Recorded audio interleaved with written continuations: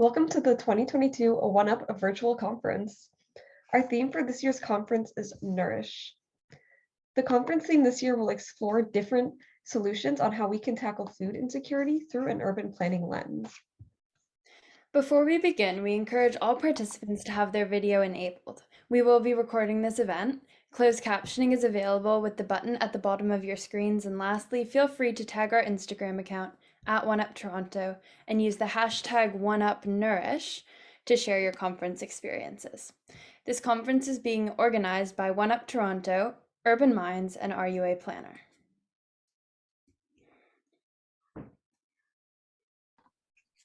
My name is Maya, and I'm the president of OneUp Toronto, and I'm one of your MCs for this event. This is our other MC, Lulu, our director of finance.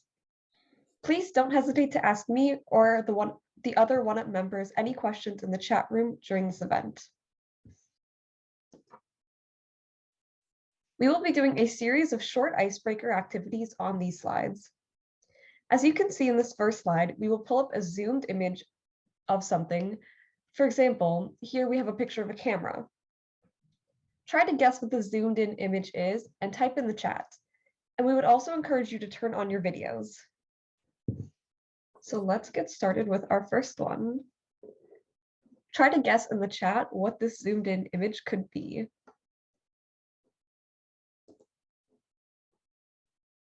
All right, I see a lot of tomatoes. Let's find out. Oh, and you all were right. Very good. Okay, let's move on to the next. This one's a bit harder. What could this one be?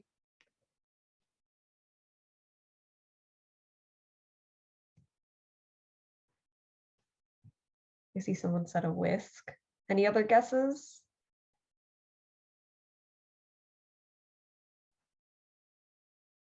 Another guess for whisk? Guys aren't as confident in this one as you were for the tomatoes, huh? Glass, okay, that one's different. Let's see. And they were right, it was a whisk. All right, let's try this one. Weigh scale, clock. Got a lot for clock. Okay. I appreciate the people who guessed weigh scale and glass. Those ones are different. Let's see. Yep, this one's a clock. Great job. Let's try a harder one. What is this? I don't even think I know. Broccoli? Okay. It's definitely some kind of vegetable. Oh, and you guys are right. Okay. Not a single one wrong. You guys are very good at this. What about this? An apple, yeah. Got a lot of food for our theme, Nourish. Yep, it's an apple, or 3. Someone even guessed the type of apple, which, I mean, I can't comment, but I'm impressed. All right, what about this one?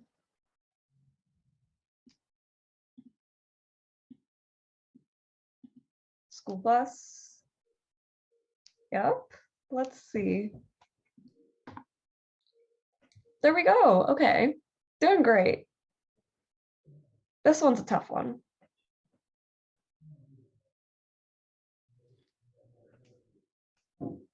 Melting ice cream. Ice cream.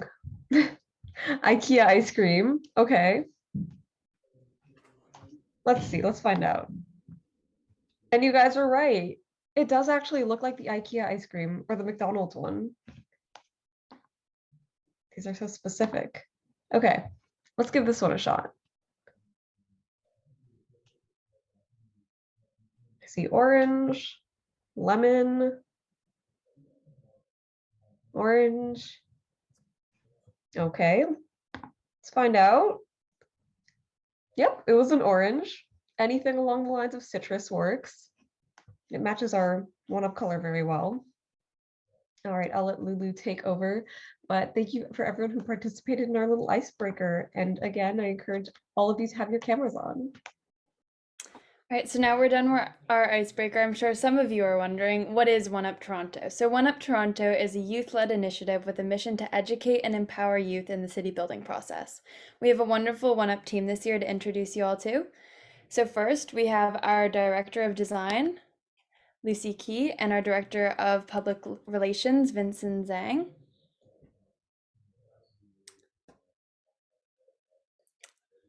We have Emily Zhu, our Director of Engagement, and Jessica Yuan, our Director of Technology.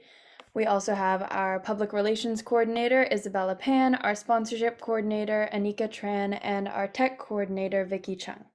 Finally, we have our other Tech Coordinator, Daniel Chen, and our Engagement Coordinator, Corley Reagan. Now I'd like to invite Angela, a co-founder of Urban Minds, to speak briefly about Urban Minds and their members. So I'll hand it off to Angela. Thanks, Lulu, and welcome everyone. I'm excited to hear from our incredible lineup of speakers today, and I hope you are too. So a little bit about Urban Minds. We are a nonprofit organization that was co-founded by myself and Ryan almost 6 years ago. And our mission is to create meaningful ways for youth to shape equitable and sustainable cities. And so we created the One Up program to help students like you to find creative solutions to challenges in your own neighborhoods to make them better and more livable. And we also connect youth with opportunities to provide meaningful feedback on real design and planning projects like the St. Jamestown Co-op's Community Garden, which is the challenge for our One Up design competition this year. So now I'd like to introduce my team, who have various backgrounds in architecture, urban planning, transportation, and development. So we have Ryan and myself. We are the co-founders. We have Patricia and Jane, who are our project coordinators. Adriana, Matthew, and Vincent are our growth coordinators. Enosh, Selena, and Catherine are our outreach coordinators. And Juan, Cynthia, and Jennifer are our program coordinators. So now I'd like to play a short video which shows the kind of work that we do. So please enjoy.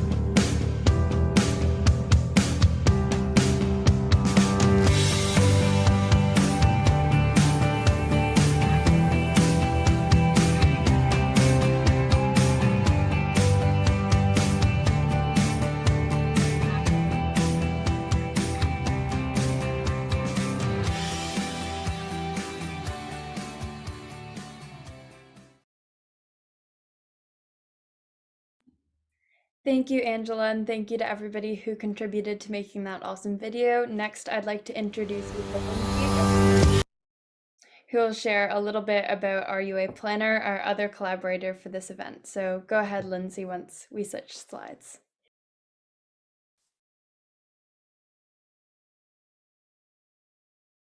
Perfect. Thanks, Lulu. So hi, everyone. I'm Lindsay. Thanks for spending your Sunday afternoon with us. I'm the second year representative for the RU Planner program at Ryerson University. RU Planner is an initiative by Masters of Planning students in the School of Urban and Regional Planning at Ryerson. A main goal of RU Planner is connecting high school students with professional planners and planning graduate students to talk about the importance of planning in their communities. RU Planner runs workshops at high schools or virtually during the week of World Town Planning Day.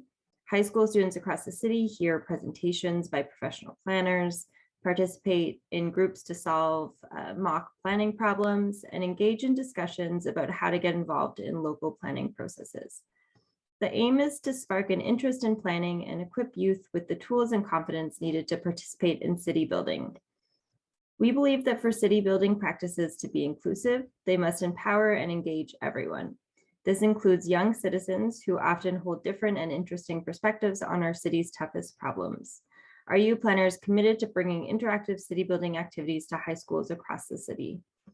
So next slide, just to introduce ourselves. The RU Planner team consists of myself, Lindsay Parsons, and Andrew Robertson, who is our first-year representative, as well as Jessica Sperry, who is also a first-year representative, but isn't able to be here with us today.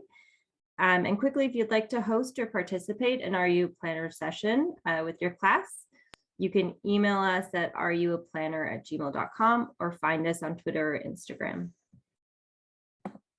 Thanks. Thank you, Lindsay. Before we begin the conference, we would like to do a brief land acknowledgement. As we gather for this meeting, physically dispersed and virtually constructed, let us take a moment to reflect on the meaning of place, and in doing so, recognize the various traditional lands on which Urban Minds is based. Toronto is the dish with one spoon territory. The dish with one spoon is a treaty between the Anishinaabe, Mississauga, and Haudenosaunee that binds them to share the territory and protect the land. Subsequent Indigenous nations and peoples, Europeans, and all newcomers have been invited into this treaty in the spirit of peace, friendship, and respect. We encourage everyone here to embody this spirit throughout the conference. Thank you, Maya. Now we'd like to give a brief overview of our schedule for the afternoon, which can also be found on our Eventbrite page. So we'll start off with an introduction, and then we'll hear from our first guest speaker, Angela Elzinga Cheng from Milky Way Garden. Then our next guest speaker, Vanessa Ong from Littlefoot Community Projects. We'll begin to hear some of our One-Up Design Competition pitch presentations. We'll have a short break with the trivia game. Some more One-Up Design Competition pitch presentations, then a short health break where we'll hear from performer May Robertson again. We'll hear the last of our One-Up Design Competition pitch presentations. We'll hear a panel discussion on food security. We'll hear the One-Up Design Competition awards, a One-Up School Chapters feature, some closing remarks, as well as a group photo and a networking opportunity for all of our participants. Now, before we get to hear from our first guest speaker, we would like to take this time to thank our sponsors for their contributions. Without them, we wouldn't have been able to host this conference today. I'll hand it off to Maya to announce our sponsors. Our diamond sponsors are Core Architects and HelloFresh, as well as IBI Group. Our platinum sponsors are RN Design and the Ryerson University School of Urban and Regional Planning. Our gold sponsors are Urban Strategies, GSP Group, Janet Rosenberg and Studio TLA. We are very grateful for our sponsors for making this event possible. Thank you as well to our prize sponsors, HelloFresh and the Spacing Store.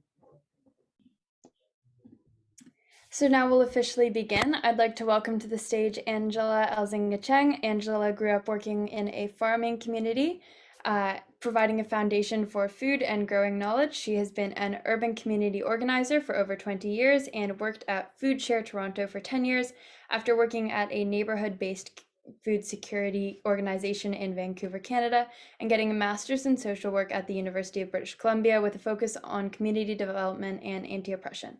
In the past 4 years, Angela has been working as the ED at Greenest City in her neighborhood of Parkdale, Toronto. Angela's passion is to support change towards a more just society through food and environment justice work. In the past, she's been involved in nationwide political action related to education reform. She has 3 kids, 2 teenagers and a 10-year-old, plays soccer, grows food for fun and connection with the earth, and is currently learning to rock climb and trying to master the Duolingo version of Mandarin. Take it away, Angela. Thank you very much. I just wanted to thank you all for having me here. And I'm going to just share my screen, I believe. I'm the one that's sharing the presentation. Do I see some nods there? Yeah, thank you. I'll just put that on there. It's just going to take me a moment.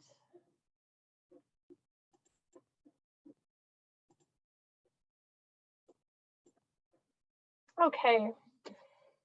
So I just want to acknowledge that I am a settler here on this land.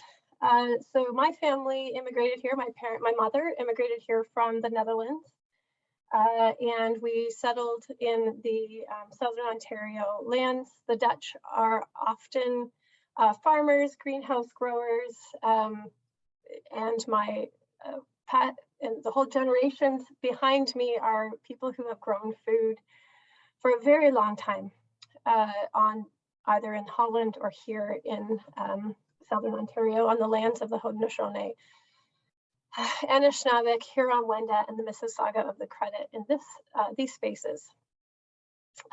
My partner's family is immigrated here. My partner immigrated here from Brunei. He is Chinese Canadian, and also also has settled here on this land here with me in Toronto. You mentioned the Dish with One Spoon treaty, but a treaty of particular importance to me is the Two-Row Wampum Belt Treaty. And that was a treaty between the Indigenous people of the land and the Netherlands. And so this treaty especially has importance to myself and my ethnic roots. And it was the first treaty that was created between people who are colonial and settlers and the Indigenous people of the land. We are also subject to Treaty 13. I know you mentioned the Dish with One Spoon, an incredible treaty inviting us to share and care for this land. But we are also subject to Treaty 13 and the Two-Row Wampum Belt. So thank you so much.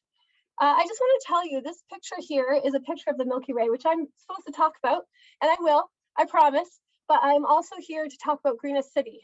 This space, Greenest City, I just want to check into my neck. Nope, yeah, okay. So I want to see what else I've put onto these screens. I'm going to go back to that lovely picture. So this, I want to tell you about South Parkdale briefly, because this is the space that I've lived in for 17 years. I moved here from Vancouver and I was 8 months pregnant at that time. And that tells you about how old my oldest is, since I've lived in this neighborhood for about 17 years. I got to South Parkdale, and it's really very important to me, and this drives my entire life and how I work and live and play, is I have a commitment to place. I have a commitment to the act of community. I have a commitment to nourish and be nourished, to use the language of today. I have a commitment to the earth, and I have a commitment to social justice. And the question for me today, I wanted to ask the question is, how do we as people plan for, build, protect, and actively steward and take care of places where we can nourish the land and nourish our relationships with each other? This definition here, I'm not going to read, you can read it yourself, but what is so important to me is the definition in red. That top definition has tended to be the definition of the environmental movement that has been going on for many, many, many years, that has traditionally been the realm of white, male, privileged people. I wanted to claim a different tradition, which is the tradition of people who are Indigenous, who put the earth first. Now, this is not mine to claim. This is just something really important to me, that we strive for a thriving earth first. And when we have a thriving earth, we have thriving people. Greenest Cities key values that we have as an organization. So this here is an image of the Milky Way at night, where we gathered together as a group of people to celebrate the harvest. I'm going to tell you more about the Milky Way because it plays an essential role in the South Parkdale neighborhood. So first of all, equity and diversity. It asks us the question, we ask the question constantly of who has access to land, who has access to the jobs that we are able to give as an organization, who has access to our programs, and how do we engage with the community? Leadership. What does our leadership look like? But even more importantly, how do we create access to community members to lead in our own neighborhood? Collaboration, who are we working together with? And so all of this is from a lens of equity and diversity. So organizations like the Indigenous Guides, the Black Student Success Committee, Mutual Aid Parkdale, the Encampment Support Network are all aligned and we collaborate with in our values when we work towards our values of equity. Respect for the land and respect for each other. Our personal growth, so it's a commitment to learning, exploring, and acting on our rights and responsibilities. We talked about the treaty and our rights and responsibilities to the treaty has both a really important commitment to our responsibilities to the treaty and responsibilities to each other, the community we live in, and the land on which we live, work, and play. And finally, one that we most recently adopted in 2020 is writing relations.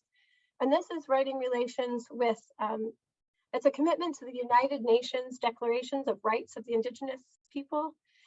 It's a commitment to the acts of the Truth and Reconciliation Commitment.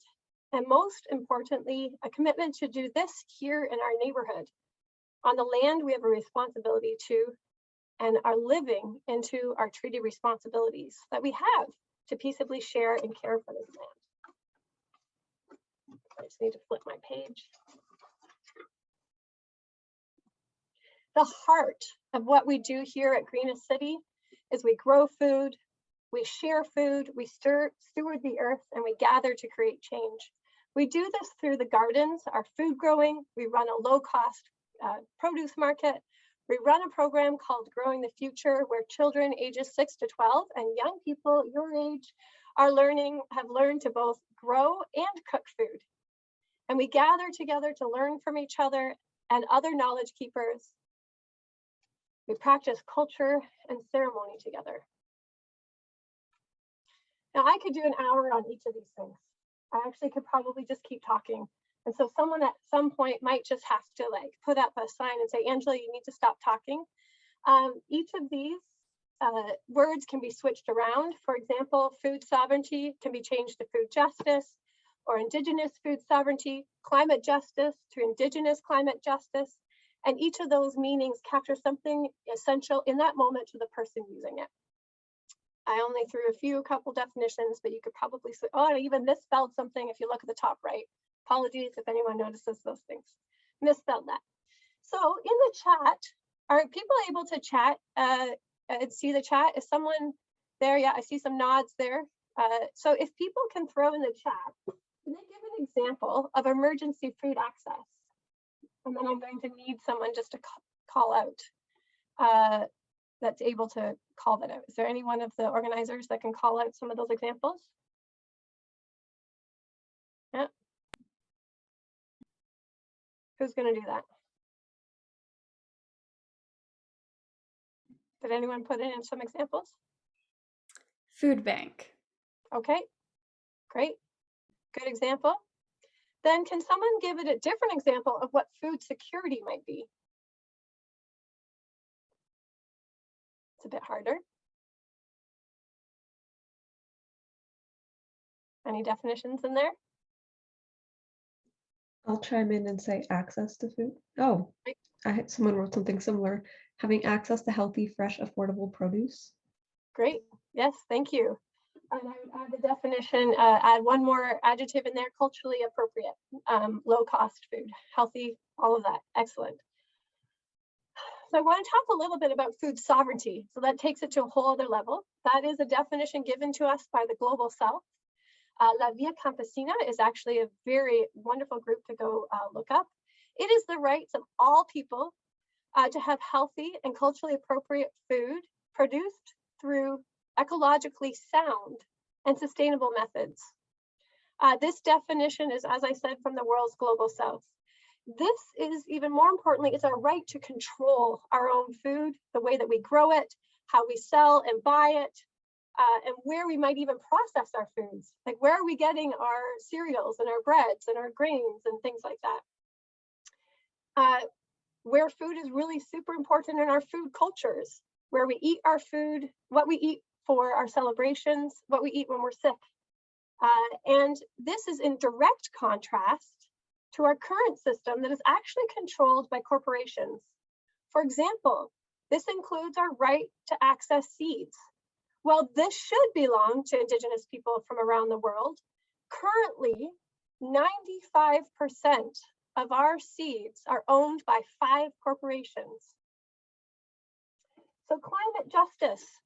Anytime I use the word justice, I'm actually referring to the actions we take that are centered around creating equity together and as part of communities that are traditionally kept out of places of power and privilege. With this way of looking at climate, as I said earlier, the environmental movement has traditionally been a place of white male privilege. Yet, it is the Indigenous people from around the world that have been caring for the earth for thousands of years. For example, some examples of injustice in the South Parkdale neighborhood particularly. We are a low-income community south of Queen, kind of we're around like Dufferin and Roncesvalles. There are no bike lanes.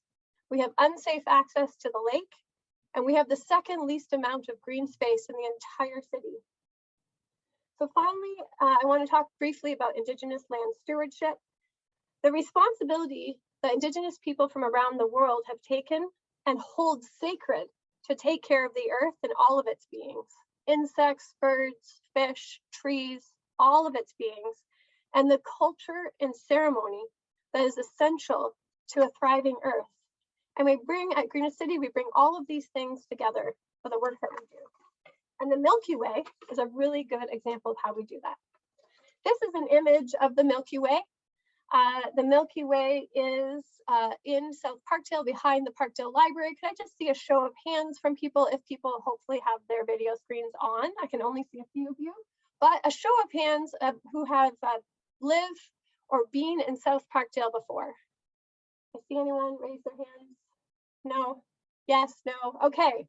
If you get the chance to be in Parkdale, Queen and Cowan, you walk down one or half a block and you're going to find a laneway called the Milky Way, named after the fact that we used to have a milk processing plant here.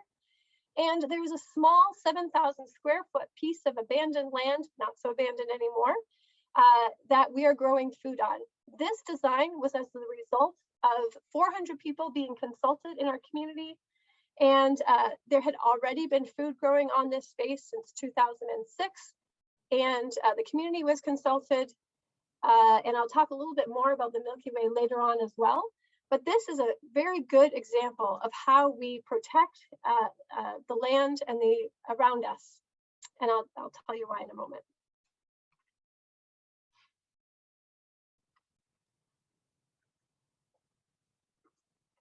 Another way that we do the work that we do is we maintain spaces for cooking and sharing food, like maintaining and caring for kitchens, or advocating for community kitchens, for cooking and sharing food, and for workshops and events. For example, this is an example of Growing the Future, where young people, children are learning how to cook, and then in other spaces grow food. If you look at the bottom left corner, they're all looking at a worm bin. It's a compost bin that you can have inside your apartment or your house.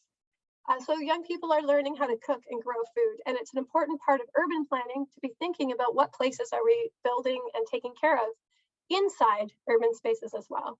And finally, I talked a little bit about a good food market where we have access to low cost food, and we catalyze and use it as an event of community gathering in the neighborhood. So in this space, we also have yoga, drumming, sewing together, art making. We have some small businesses that are starting up. You see there, if any of you are familiar with momos, it is like a dumpling. We have momo makers. We have Rahma, who makes samosas, another small business owner. We have many things that this catalyzes. So really, I think what is a Milky Way is a very good example of different ways that we can protect space in an urban environment. We protect and steward 4 different spaces, soon to be 5, for community growing, writing relations, and climate action. We have the Dunn Learning Garden, the Hope Community Garden, the Milky Way, and just last year, the 17 Close Avenue. Now I want to talk a little bit about the Milky Way Garden. As I said, this is a 7,000 square foot piece of land. You saw kind of an overview of that in the design. The core farmers that grow food on there are 30 English as a second language students that sustainably grow and share food together, and it's in a laneway in Parkdale. What's really important part of this space is that people who are here are from, who have fled the Chinese occupation in Tibet, and many of the people here are Tibetan.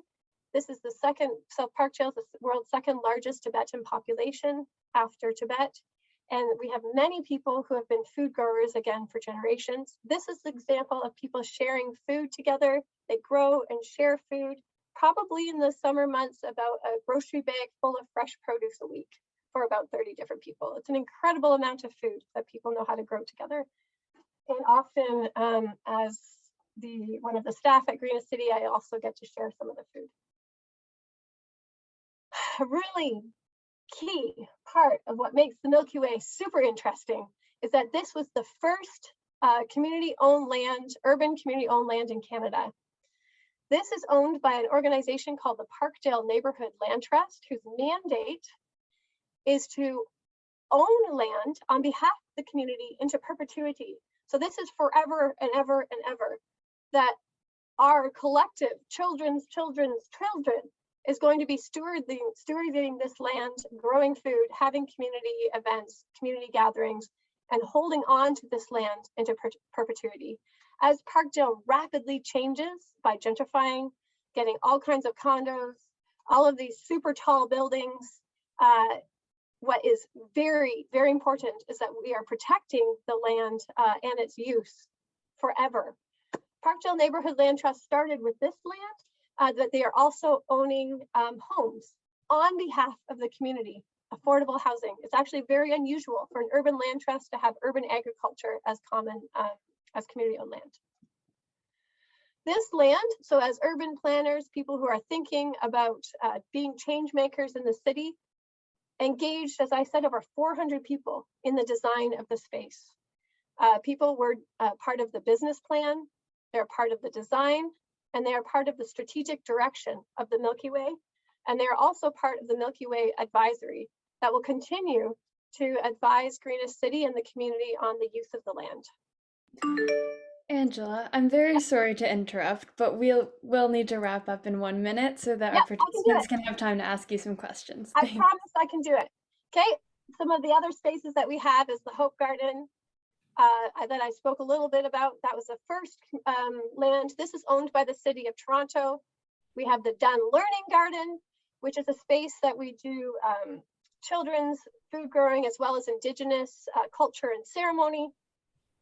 The Dunn Learning Garden, as we can see there, those are the sacred medicines, the tobacco, the sage, and the sweetgrass. There's cedar in the back, and this is more of what happens, the sacred fire and ceremony that happens in the Dunn Learning Garden. And the real question that we have together is that Greenest City works to protect and we steward the community spaces and places where we can nourish the earth and nourish our relationships with each other. It's where the thriving earth and thriving people comes. We do this by prioritizing food sovereignty, Indigenous land stewardship, and climate justice. As you continue to learn and grow and become and currently are change makers, protecting our earth means working to hold governments, the city government, the provincial government, and the federal government accountable to fiercely hold on to the places, to plan and build spaces and places where we can have access to community and the land into perpetuity. Urgently pushing the governments to acknowledge and act on Indigenous rights to the land and nourish our relationships with the land and each other through growing food, sharing food, stewarding the earth, and gathering to create change. Thank you. Thank you for Thank you. interruption. Oh. Not at all. Thank you, Angela, for sharing your wonderful ideas. Does anyone have any questions for her? You can share by unmuting your mic or by dropping your questions in the chat box during our Q&A session. So I'll give everyone some time to write.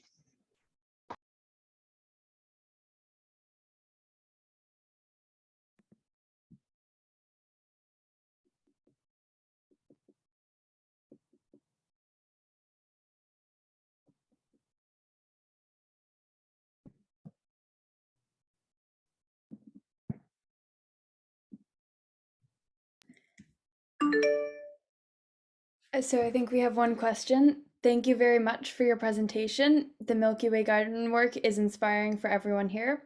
From the experience of Milky Way Garden, what advice can you give to young people living in vulnerable neighborhoods to organize and create successful grassroots organizations?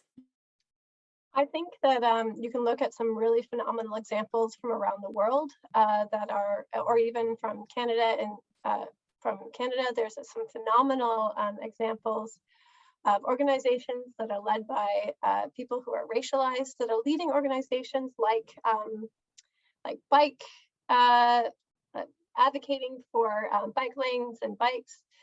There are lots of organizations that are focusing on food. So for example, we're working with the Black Student Success Committee in Parkdale. They've started a club called Roots and Culture Club, and they're focusing on food growing in our community and starting up community gardens. For those of us who live in high rises, there's a lot of people who are doing things around balcony gardening and food growing.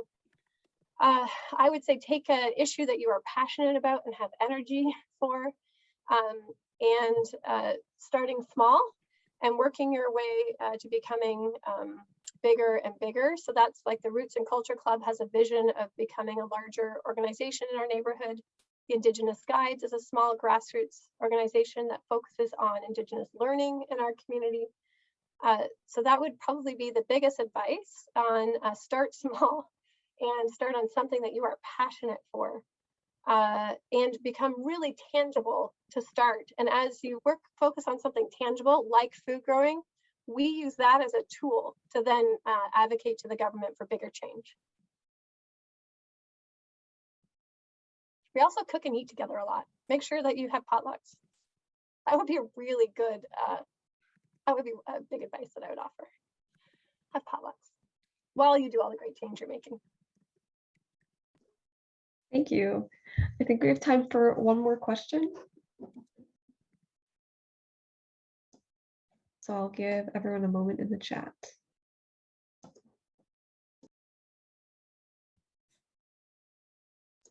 Nope, we have another one that just came in. How have youth contributed to the success of Milky Way Garden, and are there any current opportunities for young students to engage?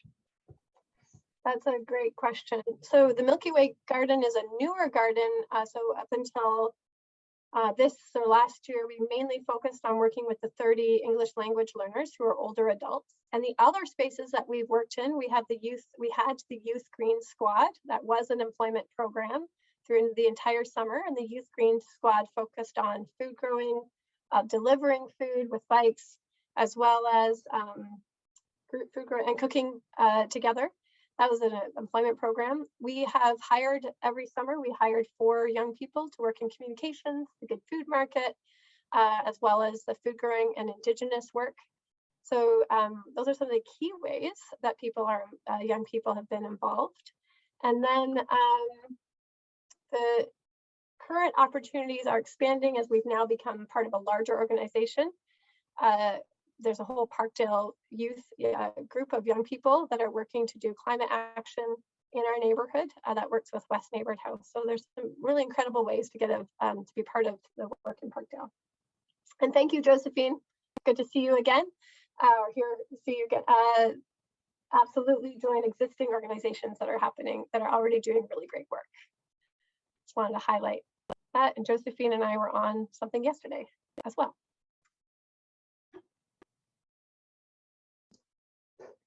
Thank you so much to everyone who asked questions and for our speaker, Angela, once again, for sharing this impactful message with us.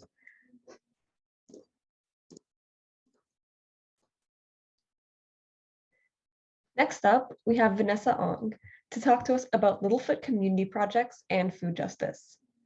Vanessa, who uses she, her pronouns, is a second generation Chao-Chu immigrant with Chinese and Vietnamese roots.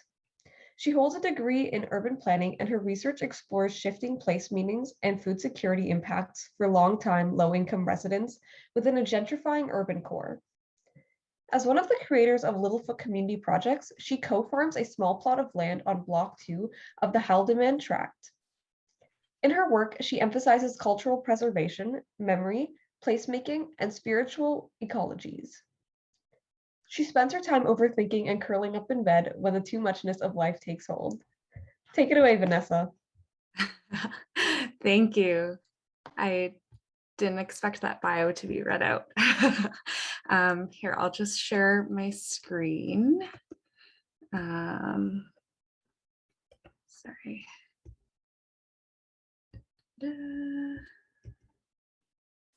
Okay. Okay, is everyone able to see this? Okay, perfect. So hi everyone, my name is Vanessa and I use she, her pronouns. I'm really excited to participate in this conference this year and to contribute to this year's theme, Nourish. And thank you, Angela, for that great presentation. That's really hard to follow up on, but yeah, it provides some great context for the work that we do as well. I'd like to start by acknowledging that my life and work exists on the traditional territories of the Mississaugas of the Credit First Nation, the Ottawandarok, Anishinaabe, and Haudenosaunee peoples. So living in Kitchener and farming in Maryhill, we are on Block 2 of the Haldimand Tract, which is 6 miles on either side of the Grand River, which was granted to the Six Nations of the Grand River for allying with the British during the American Revolution. So our land-based work really urges us to be reflexive in all that we do, to unpack our privileges and listen and engage in the healing of relations with and upon this earth that we call home. So I am one of the founders of Littlefoot Community Projects. My partner and I started Littlefoot in 2018, kind of informally, but we registered as a not-for-profit in January 2019. So we're still pretty fresh. We now operate a small-scale farm and market, and our vision is to address the systemic causes of food insecurity with social and ecological consciousness. Yeah, we were incredibly lucky to hear of an opportunity to farm in Maryhill, Ontario. This is kind of a peri-urban town just outside of Waterloo, and it is in collaboration with these hobby farmers. They operate Stone Meadow Farm, but they focus primarily on animals. So they opened up their space to us to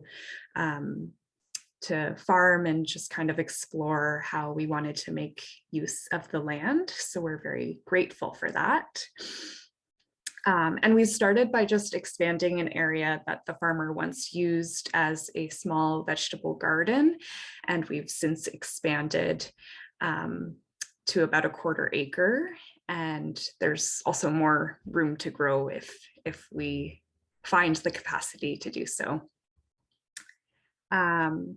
But yeah, just some of our approaches. We both come from in environmental academic backgrounds, and my master's research was in urban planning. So that also really helped to inform Littlefit's creation.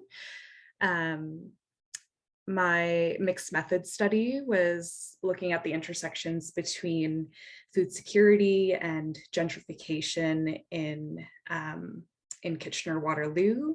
And I spoke with 20 low-income, long-time residents of Kitchener-Waterloo to kind of emphasize their stories and share their recommendations on connecting food security with city change.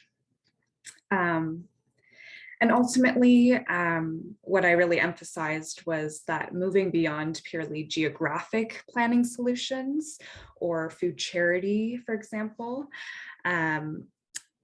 instead, we need to address some really fundamental systemic issues with living wages and social assistance, integrating social justice principles with community food work, a need for culturally specific food policies, and just improved data on food security in general, which is really, really lacking locally as well as nationwide.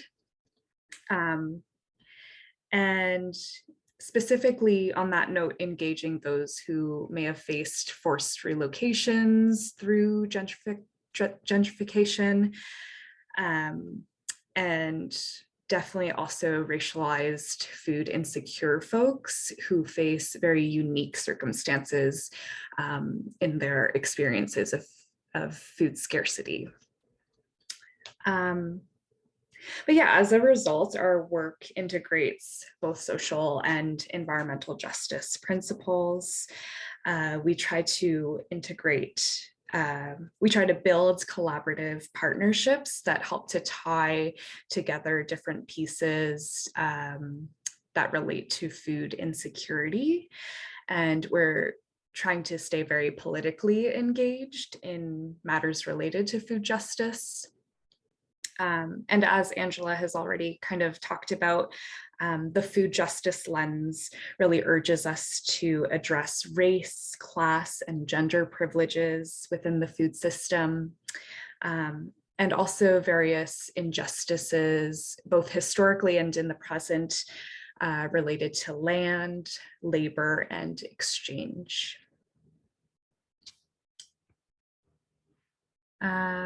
But yeah, in our first few years, our agricultural approach was to farm ecologically through a small plot intensive model, also known as SPIN. And that integrates some different planting strategies such as square foot planting. Some of you may have heard of that. But as we've expanded to close to a quarter acre, we're kind of moving away from the SPIN model while still definitely maintaining our foundation of ecological principles like companion planting, crop rotation, biodiversity, minimal tillage, soil building, and renewable energies. Financially, we've been supported by grants such as Carrot Cash and the Region of Waterloo Community Environmental Fund most recently. We built this shed greenhouse structure from scratch with one of the grants. And we also integrated solar energy, which is what my partner is working on there on the roof. And that powers our irrigation system. And the other grant funded our expansion as well as an upgrade to our irrigation system and the purchase of a trailer to help run our markets and other farm activities. But yeah, our major project is hosting the Feed Change Market in downtown Kitchener. which is meant to be a compassionate, relationship-based, and ultimately a flexible way to access food. And through the Feed Change Market, we are trying to create space to reimagine the boundaries of community food work with a focus on groups, both producers and consumers, who are marginalized within the current corporate-led food system. We have some great partnerships. We welcomed my friend and a young Black farmer to participate as a vendor with us, and we hope she'll continue to do that with us this year. And we also have some amazing coffee from a Guatemalan indigenous Mayan family who raises money for food justice efforts in Guatemala. So yeah, we're always creating new partnerships and trying to reimagine what the food system can look like through these alternative spaces. For us, we designed a pay what you choose model, and this was based on the input of KW, Kitchener-Waterloo residents who were interviewed in my planning research. So I took very seriously my research as being participatory in nature, and just strategically designed the model to ensure clarity and sensitivity, and to build a sense of empowerment around food procurement outside of more traditional capitalist modes of procuring food. And in 2020, we also began to work with low income and unsheltered populations through our Common Goods project. And the bounds of this project is to kind of look at housing and poverty as root problems to food insecurity. We try to help people meet their essential needs through the share economy, collecting and redistributing goods, and also rescuing and sharing food from local farmers for communities in need. But overall, we're distributing close to 500 kilograms or just over 1,000 pounds of produce over the span of a season. And I think that with our new avenues, connections with local farmers, and our expansion, we will only grow this year. And just as a final note, in my bio, I mentioned that I really care about aspects like cultural preservation, memory, and placemaking in my food security work. I'm a second-generation immigrant with Chinese and Vietnamese roots, and specifically I'm Teochew, which is a minority ethnic group and a dialect in China. So I'm just trying to really insert myself personally into my work, and that's something that I would really recommend for people as you explore different projects moving forward. So as our work continues to shift and evolve, I've been trying to grow and share knowledge on cultural foods that resonate with me. This is a photo of bitter melon that I grew in our garden, and my mom made a traditional soup with it. And yeah, I think that in growing these foods, it will also help to meet the needs of those who are underserved in our community as well. And a future project for me is to maybe write a cookbook with my mom to build generational knowledge on our cultural foods and traditions. This is our dog, by the way. Her name's Maddie. But yeah, getting involved with us So there's lots of opportunity to volunteer. We love to invite people into participating or even hosting our Feed Change Market. It's really only my partner and I who are engaged in this work. So it's great to involve people as much as we can. We're also very open to supporting garden and farming skills and education at our site. And yeah, it's a really fun environment to be at. There's the combination of our kind of garden environment as well as all of the animals from the hobby farmer. So it's just a really dynamic space there. And yeah, just like following us on social media to stay updated. We post quite a bit about our sort of advocacy work related to food justice. So that's a great way to stay updated. And we are very, very open to partnerships and collaborations as well. So in the future, if you're ever engaged in food justice work or anything related to like ecological farming or social change, feel free to reach out. And just on that note, there's some of our contact information there, including our website and Instagram. And hopefully some of these details will be sent out after the conference. But yeah, thank you for having me today. Thank you, Vanessa, for that awesome presentation. Now we're going to open up the floor to questions for Vanessa. So once again, if you do have questions, please type them in the chat and then we'll read them out. Bitter melons, gratin. Bitter melon, gratin, fluffy Thai omelets. Yeah. All right, so we have one question here. Thank you, Vanessa, for your great and inspiring presentation. It's clear that you have a great passion and a deep connection with communities in Kitchener. Where did this passion come from, and how did you become aware of the issues in your community?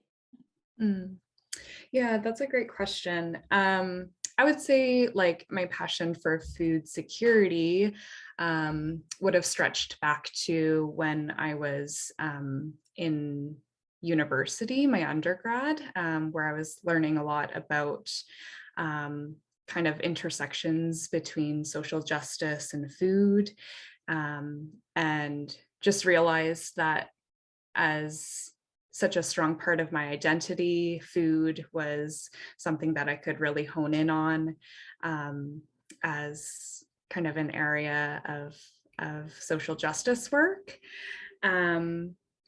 But in terms of the getting in touch with issues in the community, yeah, that's a great point. I'm really lucky to, my full-time kind of day job outside of Littlefoot is to work with the Working Center in Kitchener. So they are a not-for-profit, kind of grassroots in nature. And I'm very, very connected to people with lived experience with food insecurity, being unhoused, being on low income. So I would just, I guess I would recommend just really being attentive to people who have this lived experience and learning from people firsthand as much as you can. And yeah, that can be done maybe through connecting with different organizations that have those connections, or just engaging in your own kind of entrepreneurial work, I guess. Yeah. Thank you. If anybody else has an additional question, I think we have time for one more. I'll wait a minute, and if not, we can move on. Thank you.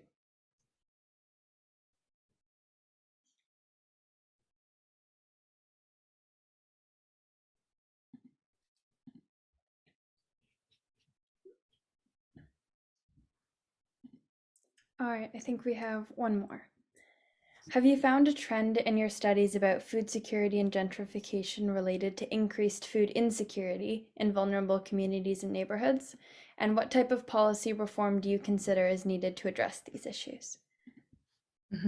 Yeah, that's a great question, and it really highlights the nature of my research in general. And I don't know how to like sum up my thesis right now, but I'll maybe point to some key findings. I think it's very new to look at the relationship between gentrification and food. I did a big literature review. There's a little bit of research relating food security to kind of eco-gentrification concepts, where you see these big sustainable cities developing and without regard necessarily for vulnerable communities and how that might affect communities that are low income, racialized, because there's a big impact when cities begin to plan for kind of this different aesthetic that is geared towards sustainability, but also has been linked to, for example, rising property prices. So there's a little bit of that research relating to how that might affect people who are food insecure, but in general, very new. And what I tried to emphasize was the stories of people in my neighborhood, my community here, who have been longtime residents and who, for the most part, all experienced food insecurity.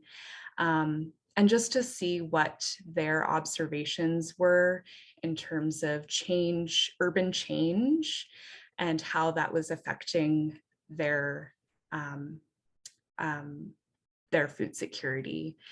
A lot of people spoke about the inadequacy of social assistance, rising food prices, worries about how quickly the condos are coming up and how that has changed the urban space, the nature of businesses in this area, and just ultimately changing this urban environment to cater to a different class. So the wealth disparity is really big here. So in terms of policy reforms, it was not a simple solution. I was kind of urging a need to address the state of social assistance, which is really lacking, especially in terms of like ODSP and OW, and just a need to maybe explore more into basic income guarantee. Also really emphasizing a need for more race-based data, because the racialized folks who were involved in my study faced very unique circumstances in terms of accessing culturally appropriate foods. And you'd have people who drove all the way to Toronto to find foods that are appropriate and more affordable than they are here. And that's just a very unique situation compared to white food insecure folks ultimately. And yes, definitely rent and housing, affordable housing policies as well. Yeah, that's a great point, Josephine.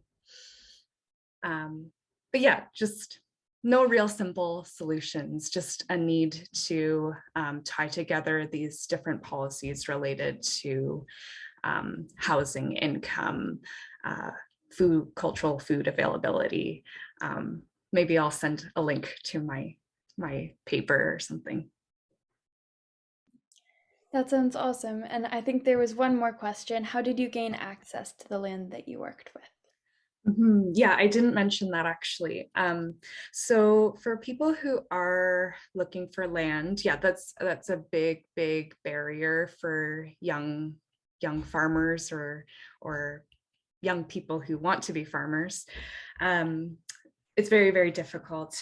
My partner and I started by accessing this free online kind of database called FarmLink. So that could be a place to start. That's a website that farm owners can share their available land and what sort of partnership they are looking for. And you can also put yourself up on that website as a farm seeker. But we actually, it was just through a friend of a friend, actually. So we're lucky in that regard.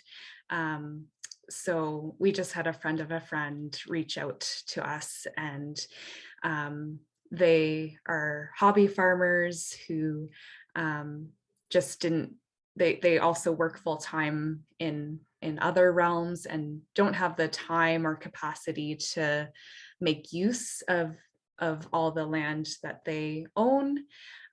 So we collaborate with them, and they were really generous with us, opening up to us to farm on their land without paying rent and without paying utilities as well. So that's huge for allowing us to do what we do. Thank you so much. So now I think we're going to take this time to talk about the One Up Toronto Design Competition. For the past 2 months, our dedicated participants have been working on developing their urban design abilities by coming up with concept plans, ideas, and creative solutions in their designs for the St. Jamestown Community Garden. Some of our participants are here today, so if you'd like, everybody who participated in our design competition, please raise your hands using the Zoom feature. We would love to see how many of you were here today. We would like to recap the One Up Design competition in the next few slides to showcase the hard work of the high school students who have participated. I'd now like to introduce Jennifer, a program coordinator at Urban Minds, to speak briefly about the design competition. Thank you to everybody who raised their hands. Hi everyone, thank you all for raising your hands. It's great to see so many of you here today. So I'll be providing a brief overview of our design competition this year. We had a fantastic outcome in terms of participants, ideas, and experts who lent their time to help advise students along the way. As mentioned before, the competition this year was in partnership with the St. Jamestown Community Co-op, and the site for this year's competition is the St. Jamestown Co-op's Community Garden, which is located in the backyard of a co-op member's house near Sherbourne and Wellesley in Toronto. The St. Jamestown Community Garden is an Oasis Food Hub program, meaning that it is a small part of the co-op's long-term vision for improving food sovereignty in the St. Jamestown. This year's design challenge was specifically to re-envision this site to be more accessible, climate resilient, and creating an educational full cycle food system within the space to increase neighborhood youth involvement. We kicked off the competition on January 19th, and it wrapped up on March 2nd with bi-weekly sessions in between. So students were asked to modify 3 zones within the existing garden while also considering the demographics of users in the community and different design principles. And here is a snapshot of the existing site zones that are to be re-envisioned throughout the competition. In addition to the participants, we had over 20 professionals in the field of urban planning, landscape architecture, architecture design, and community engagement kindly lend their expertise and time to the participants during the competition sessions to provide feedback along the way. So looking more about our session, session 1 was about understanding the site and the users. The teams received a competition design briefing from the St. Jamestown Community Co-op to better understand the site. Session 2 looked at precedents and programming, where teams met with an initial set of experts to discuss what they gathered from the site inspection and how they envisioned the site to be used. For our third session, they focused on the concept plan, where teams got to meet with a second set of experts to share their synthesis of ideas in a sketch plan. And session 4 was finalizing their design and presentation. Teams got to meet with a final set of experts to refine their package and present their projects with the help of the experts' feedback. We had 11 teams submit this year, so here is a final overview of all their wonderful concept plans. So here's teams 1, 2, 3, 5, 6, and 8. And then team 10, 12, 13, 15, and 16. We wanted to give a big thank you and congratulations to all of the participants for their hard work.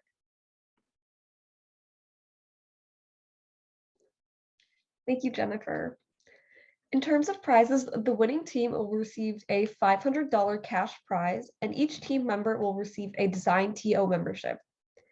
Design TO is Canada's largest annual celebration of design, with over 100 exhibitions and events forming Toronto's Design Week during late January.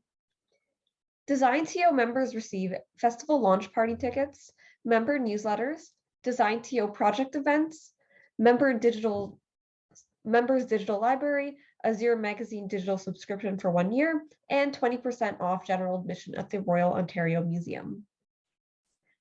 As for the People's Choice Award, members of the winning team will each receive a $25 gift card and can choose from either Indigo, Subway, or Starbucks. Next, we're going to announce our excellent judges who will be picking the winning team. So first, Mary Shin, as a co-chair of the Toronto Youth Food Policy Council. Mary believes the youth voice is a powerful tool in advancing food justice. Mary holds a Master in Public Policy at the University of Toronto and currently works as a policy and program advisor for Ontario Public Service in the Indigenous education sector. Our next judge is Cynthia Chiu Chen. Cynthia is a landscape architect with a background in planning and urban design. She attended the University of Toronto for a Master's of Landscape Architecture and the University of Waterloo for a Bachelor of Environmental Studies in Planning. Cynthia is a Green Space Development Coordinator at the town of Newmarket and previously was a designer at Janet Rosenberg Studios and Earthscape Play. Next, we have Letitia Diawu. Before joining Seed Change as an executive director in 2021, Amma spent 15 years as a leading activist for food sovereignty and food justice, and 4 years as executive director of Black Creek Community Farm, where she worked towards greater food justice with the Toronto community of Jane Finch. She was instrumental in the creation of a number of initiatives in Toronto, including Jane Finch on the Move, Jane Finch Action Against Poverty, Jane Finch Political Conservation Cafe, Black Creek Food Justice Network, and Mothers in Motion. Lastly, we have Laura Labelle Pantzopoulos, who holds a Master of Urban Planning and Development at Ryerson University and a Bachelor's of Industrial Design from Ontario College of Art and Design University. She believes that flexible process and good communication are at the heart of every successful project and aims to bring together the detailed, people-focused lens of industrial design with the larger spatial and community-based challenges of planning. In her role as environmental planner at Spruce Lab, Inc., she leads community engagement and analysis, detailed design of site elements, graphics and rendering, as well as strategic planning and research and development for the firm.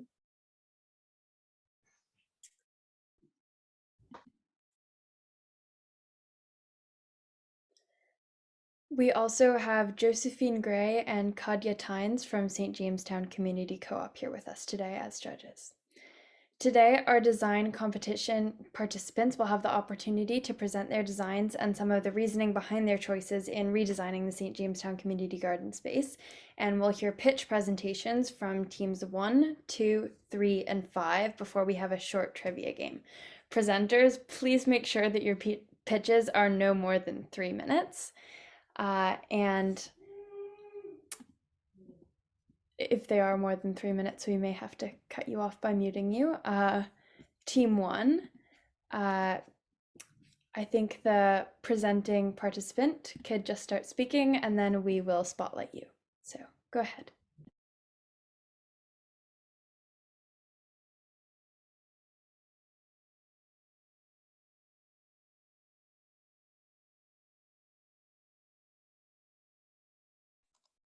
I can't share my screen while you're sharing.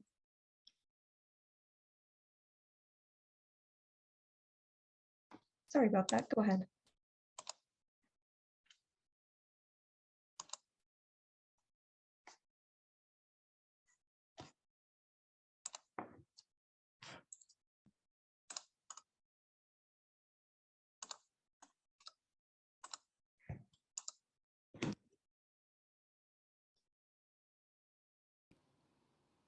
Hi everyone, we are Team 1. My name is Karis Doyle. And my name is Sharon Lin, and our two other members are Christy Fung and Jane L. Adam, and we are Team 1. Our team consists of grade 10s, 11s, and 12s. And we are so excited to be speaking with you today. So to start, you all know what the goal of this project was, but specifically for us, when we were designing this garden, we wanted to focus specifically on accessibility and inclusivity for all, making this a safe space, both physically and mentally, that would foster a sense of community.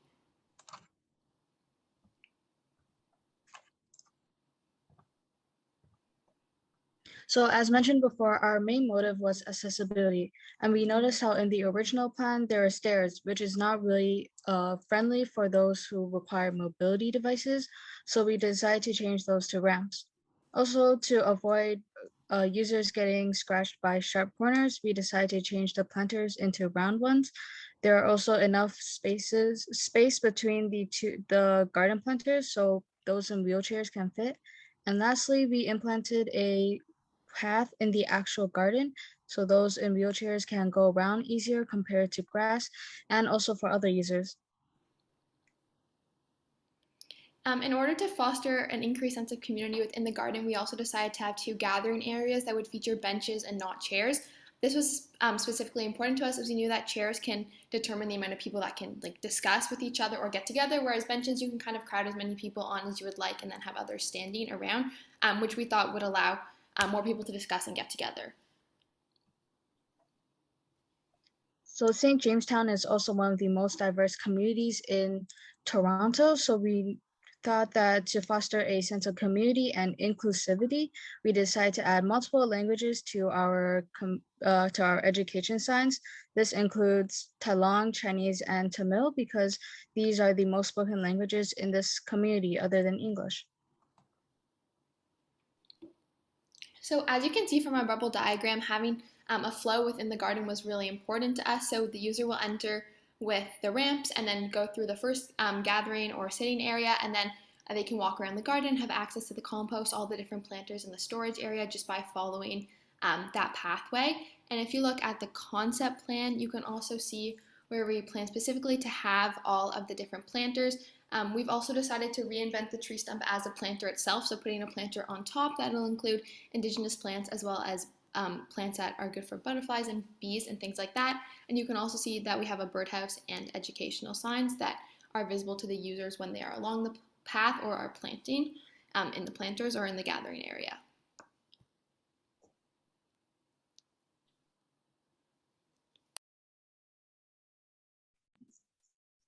And yeah, thank you. Thank you, Team 1. Team 2, you can get ready.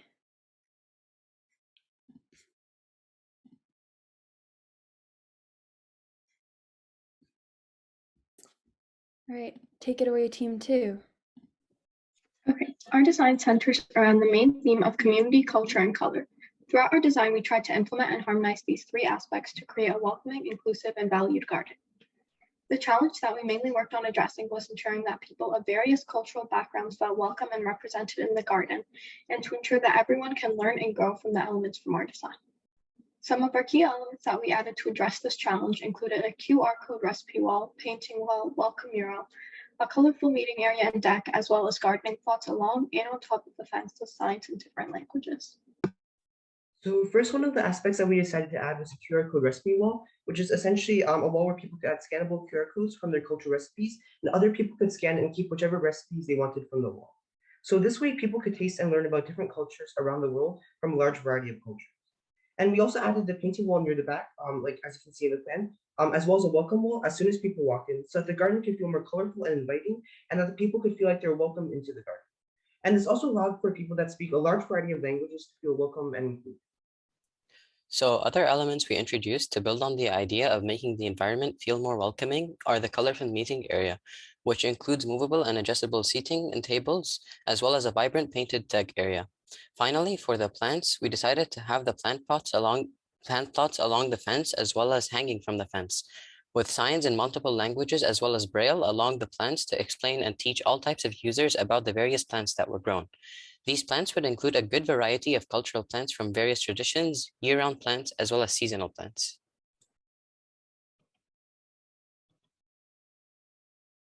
These key ideas ensure that our site allows for people to be able to learn about plants and recipes from various cultures, for people to feel a sense of community, as well as ensuring that our garden was a vibrant, welcoming, and colorful space.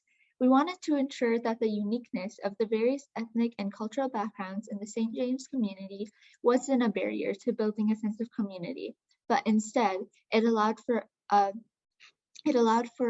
it to connect people together through learning about different cultures. Our proposal also contributes to the overall theme of food for all, food, equity, and community empowerment, since it highlights accessibility to plants from various varieties of cultures and religions, as well as offers the ability for people within the community to learn about various cultures, plants, and recipes.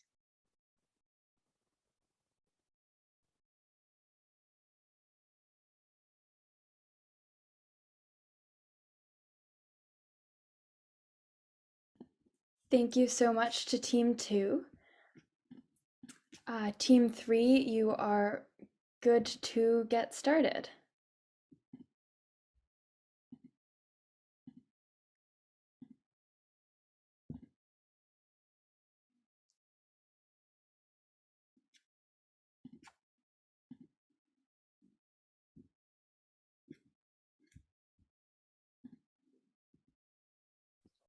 Hi guys, I'm Amy. And I'm Eva. So for our project, we redesigned the St. Jamestown Community Garden with the theme of My Neighbor Totoro. I don't know if you guys watched this movie, but it's very good. It's for all ages. And we chose this film because it revolves around the connection to nature and it inspired efforts to preserve nature, which is also the garden's objective of improving community greenery and food security. It also creates a sense of belonging, coziness, and an appealing journey of discovery for everyone who would like to visit the garden.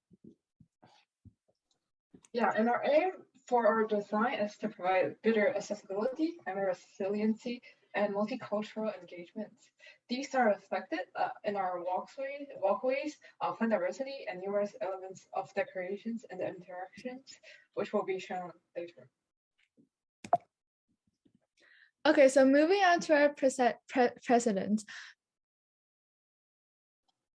So this is Zone A, which is a parking lot area. We provide painting walls, which has illustrations and graphics on it. And here is simple trash cans. For Zone B, we have a zigzag walkway with vertical gardening to welcome all the visitors, as well as Totoro graphics on the deck. And we also included a doodle wall for kids to doodle, and as well as an umbrella bucket that will be provided during the summer. This is a food processing table that we will use. Here's Zone C, when we have wood benches for people to sit on, and greenhouse that will be used in the gardens, and lights will be provided in order to make the visitors feel cozy and comfort. Okay, so we're now going to talk about our concept plan.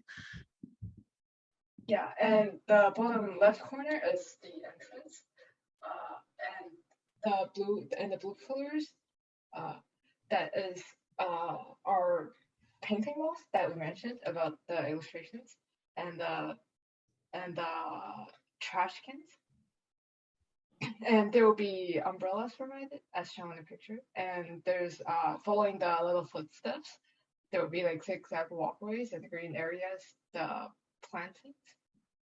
And we will enter in like the zone B itself, which is like there's wood benches that we mentioned and ring bells. Okay, so as the visitors walk through the garden into Zone C, which is the main part of the garden, there will be a ramp provided for accessibility. There will also be glass wish bottles for everyone who wants to put their wish onto the doodle wall, and as well as a gathering space designed for visitors. And there will be benches around the garden. Additionally, we also included a Totoro bus stop and a Totoro swing with vertical gardening beside it. This is like a very fantasy place and a place for discovery for anyone to like relax. And we have a raised garden plot and a small greenhouse for the winter. The small greenhouse consists of places for planting as well as places for gathering. And we also have a small fountain over here, and the yellow dots represent the lights that will be built all around the garden. The educational. Sorry, team 3. Unfortunately, we have met our 3-minute limit. Thank you, team 3. If you could stop screen sharing, and then we can let team 5 go ahead, and then we'll move into our trivia game after that.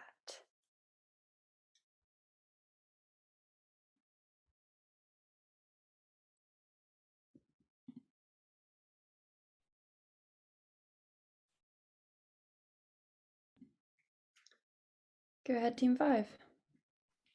I'm sure we all know St. Jamestown is a bustling neighborhood full of tall buildings and a dense, diverse population. With this in mind, we planned our garden to become more inclusive for all members of the community. My name is Alex. I'm Celine. And I'm Clara. And this is how our team revamped the garden to what community members want and need. As you enter, you might notice a large poster with a land acknowledgement and a map of historic locations you can visit. Next, you'll see plenty of wheelbarrow storage where you can place any personal belongings like jackets and backpacks. We replaced the old wooden railings with metal ones to prevent splinters and make them more weather resistant. There are metal posters that narrate the story of St. Jamestown. We included a calming corner, which is a place where you can have some peace and quiet for anyone wanting to take a breath. There's also exercise equipment for any adults and teens. Along the pathway, tactile paving is added for visually impaired people. Next, we have the middle area. So in the middle area, there is a communal double-sided seating area, which allows for easy access and a more efficient use of space. We also chose to use raised garden beds with curved edges to prevent gardening injuries, and will make it harder for mice to reach and eat the plants. These are also made of bamboo, an eco-friendly and sustainable material. There will also be a greenhouse and a winter section for all the winter lovers in the community. As well, solar-powered lights provide nighttime accessibility. Next up is the back area. In the back area of the garden, you'll see a pergola seating area with hanging plants. This is for families to relax and enjoy the green space together. Next to this feature are pollinator gardens, which attract many pollinators and ensure the success of plant growth in our garden.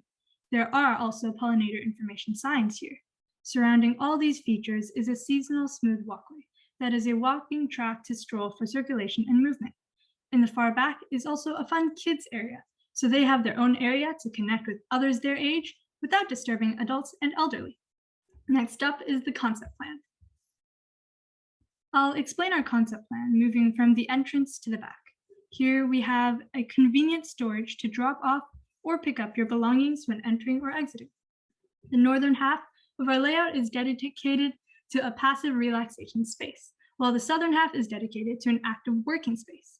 At the center of the garden, we have a seating area that connects the members from all sections of the garden to sit together, creating a feeling of community. At the south side, with the most sunlight, are the garden beds, which have easy access to the compost for gardeners to use. We placed the kids area at the back for safety reasons, so it would be more difficult for them to leave through the only exit point all the way on the other side of the garden. Along with parents being able to watch kids in this easy layout and solar-powered floor lights everywhere, parents wouldn't have to worry as much about their kids' safety in this garden. Also, for the pathway in the legend, instead of a dirt walkway, it's supposed to be a smooth stone walkway, as this was a mistake. There are so many different activities in this garden, making it a fun experience that includes everyone. Thank you so much for your time, and we hope you enjoyed our presentation. Thank you. Thank you, Team 5.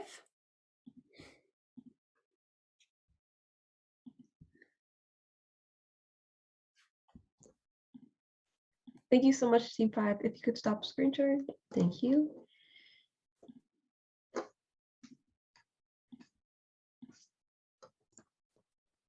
All right, thank you so much to all the teams who presented. Now we will have a trivia game for us all to play. We will be using WooClap to play it, which you can access by scanning the QR code here. The link will also be shared in the chat. The top 3 winners of this $10 Dollarama gift card. Please make sure to input your full name as your username on WooClap in order to be eligible to win.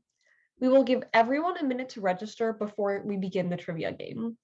Please let us know if you have any questions or are having any trouble getting set up. And good luck.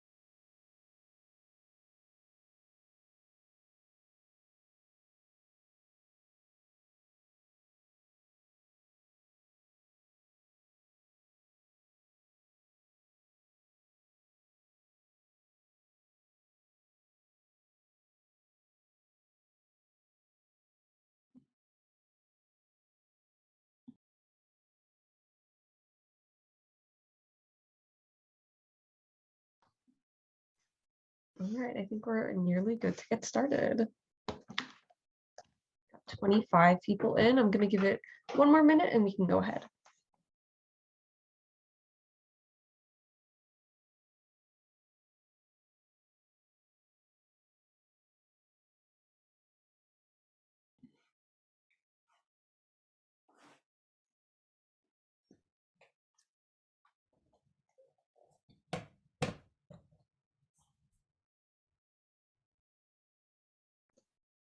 All right, I think we can get started. So let's begin with our first question. This should be an easy one. What is the theme of this year's OneUp conference?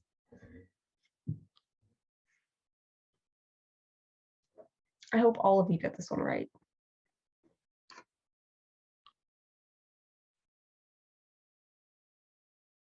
All right, time's up.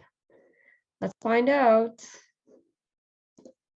And the answer is nourish. So it seems that most of you guys caught that, which is great. Let's move on to the next one.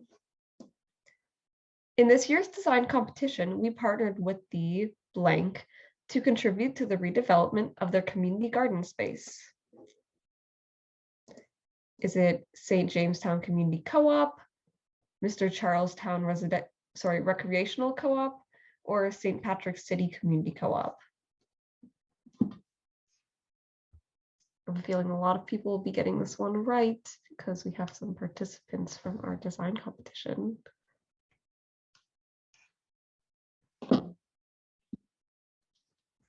All right, time is up. Let's see these results. Oh, and perfect. A 100% score for St. Jamestown Community Co-op. That's amazing. Okay, fill in the blank. This is the blank year that we are hosting the OneUp conference. Time's running out. Okay, let's see what we have. I think most of the people voted 5. So had 3, 6, second, third, fifth. Let's find out. So it is our 6th year, and 1 person got that correct. Wow, that was a tough one. All right. Which is the only true castle in North America? Castle Loma, Chateau Frontenac, or Place Vigor?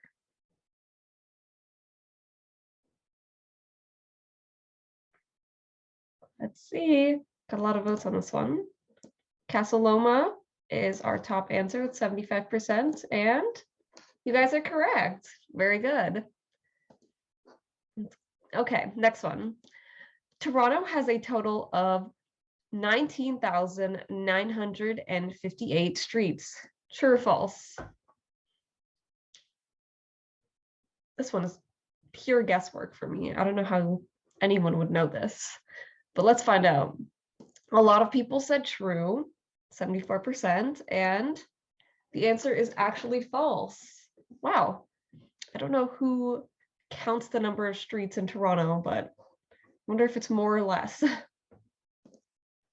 Okay, let's move on to our next one. Oh, here we go. Toronto actually contains 9,520 streets. So wow, we were way off. Okay. All right, now it is time for our speaker questions. I hope you guys were paying attention today. We are going to be starting with Angela. So let's go. What 2 important elements of truth and reconciliation does the term writing relations refer to? Is it the agriculture and Indigenous peoples of Christian Island, the earth and the Indigenous people of Turtle Island, or the animals and all citizens of Turtle Island? 15 seconds.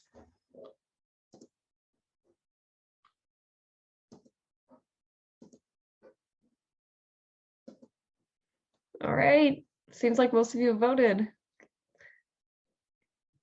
Let's find out. Okay, so I think we got the most answers for number 2. Let's see, because this one's kind of pretty evenly spread. Oh, look at that. Number 2, the earth and the Indigenous people of Turtle Island. Next one, where did the term food sovereignty originate from? 1, the Green Revolution. 2, the food regime theory. 3, the United Nations Declaration on the Rights of Farmers. Or 4, Global South.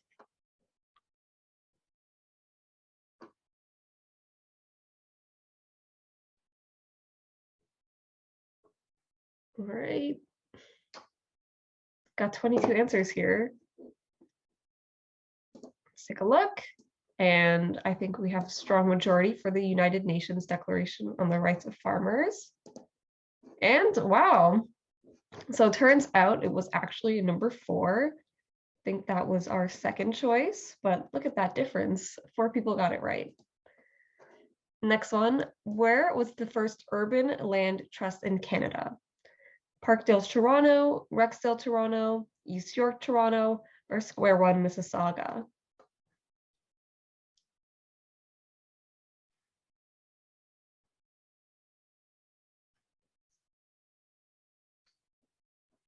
All right, 18 seconds.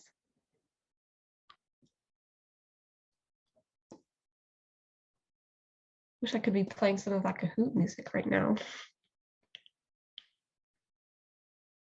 All right, I think time's up, so let's go take a look over here. So we have a pretty strong majority for Parkdale, Toronto, and you guys are correct. Good job. All right, next one. What is the purpose of a land trust? It's a 50-50 split. To acquire more land in Canada and uphold the community or the earth for a short amount of time, or to hold the land and its purpose for the community or earth into perpetuity.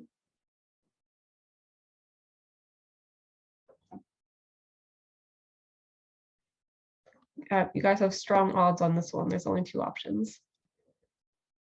Let's find out.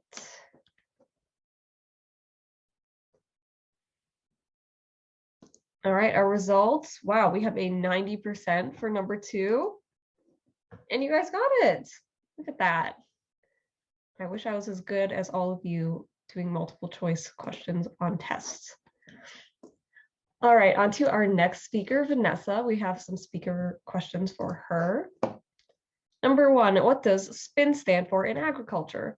Small plant involvement, soil planning infestation, sustainable planning in nature, or small plot intensive.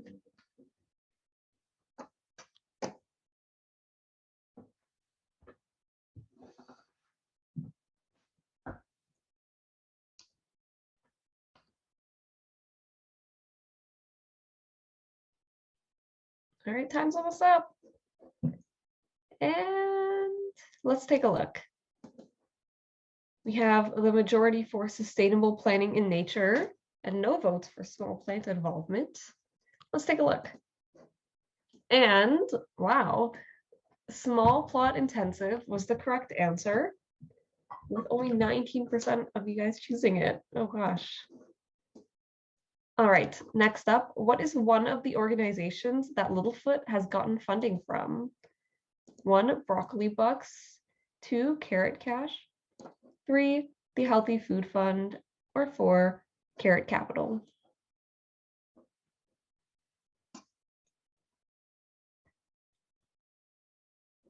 Okay, let's go to the results. And we have most for the Healthy Food Fund.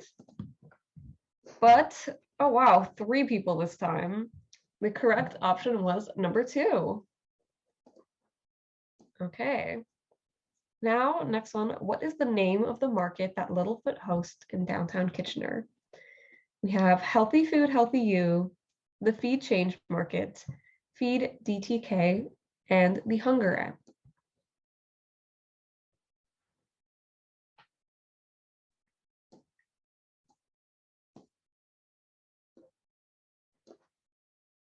All right, let's see.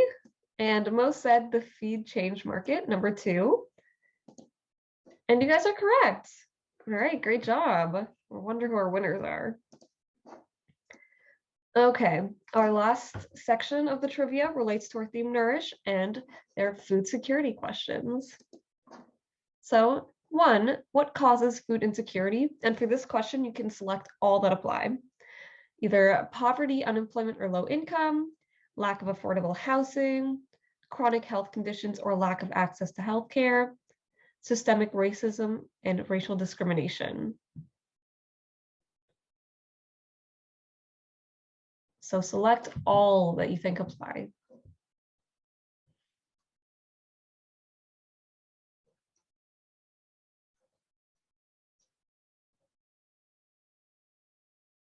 All right, let's see. All right, so we had a lot of people vote for the first one, poverty, unemployment, or low income, and a lot for the last one as well, systemic racism and racial discrimination. Let's see which valid answers we had. Oh, shocker, it's all of them. So all of these are causes of food insecurity. Next one, what coping strategies do households use to meet their food needs? Select all that can apply. Number 1, not receiving help from friends. Number 2, purchasing inexpensive, unhealthy food. 3, holding on to personal property instead of pawning it for money. And 4, growing food in a garden.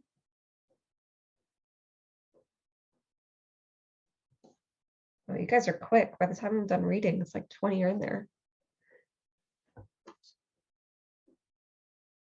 All right, let's find out. So I think the most that we had voted for was growing food in a garden, followed by purchasing inexpensive, unhealthy food. So let's see which ones do apply. And it was the 2 that you guys voted for the most, growing food in a garden and purchasing inexpensive, unhealthy food. All right. This one, I think, is a voting one.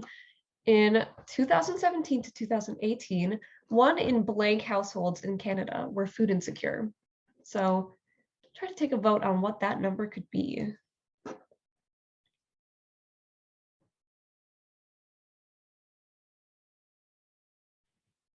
All right, we have our time's up.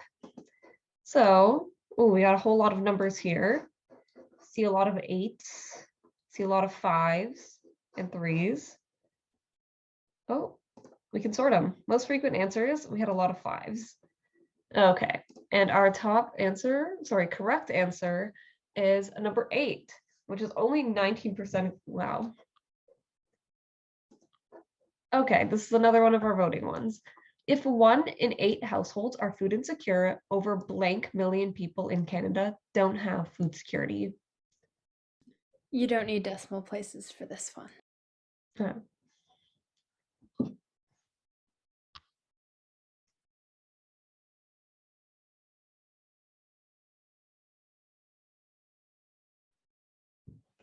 right, get your votes in. Time's out. Time's running out. All right, let's see. Ooh, we have a lot of numbers. That is so many millions. Okay, let's try to sort. What do we have the most of? Have the most of 1s and 4s. So 1 million and 4 million. Let's see. Oh, wow. 4 is pretty good. So the correct answer was 4 million people in Canada don't have food security if 1 in 8 households are food insecure. All right, next one.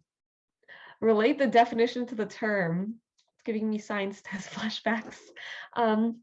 We have marginal food insecurity, moderate food insecurity, and severe food insecurity. And as for the definitions, A is compromise in quality and or quantity of food due to a lack of money for food. B, worrying about running out of food and or limited food selection due to a lack of money for food. And C, miss meals, reduce food intake, and at the most extreme, go days without food. 5 seconds. Get your votes in. All right, let's see. So a lot of people related these two definitions for severe food insecurity. And we had a lot for this marginal food insecurity definition.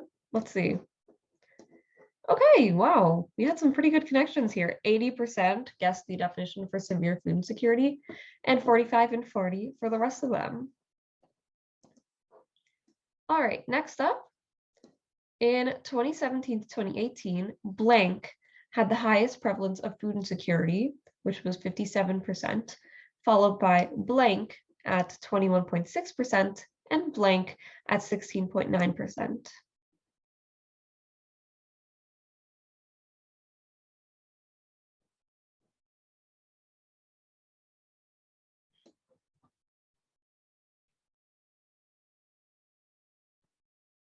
All right, do your best with this one. There's 2 questions left. So highest prevalence of food insecurity. Most of you voted none of it for top, followed by the Northwest Territories and then Yukon. So let's take a look. And that was correct. Wow, good job. And nearly our last one, match the Ontario farm data statistics from 2016 with their definition or with their numbers. So how many farm operators are there in Ontario? How many acres of cropland are in Ontario? And how many acres of pasture are in Ontario?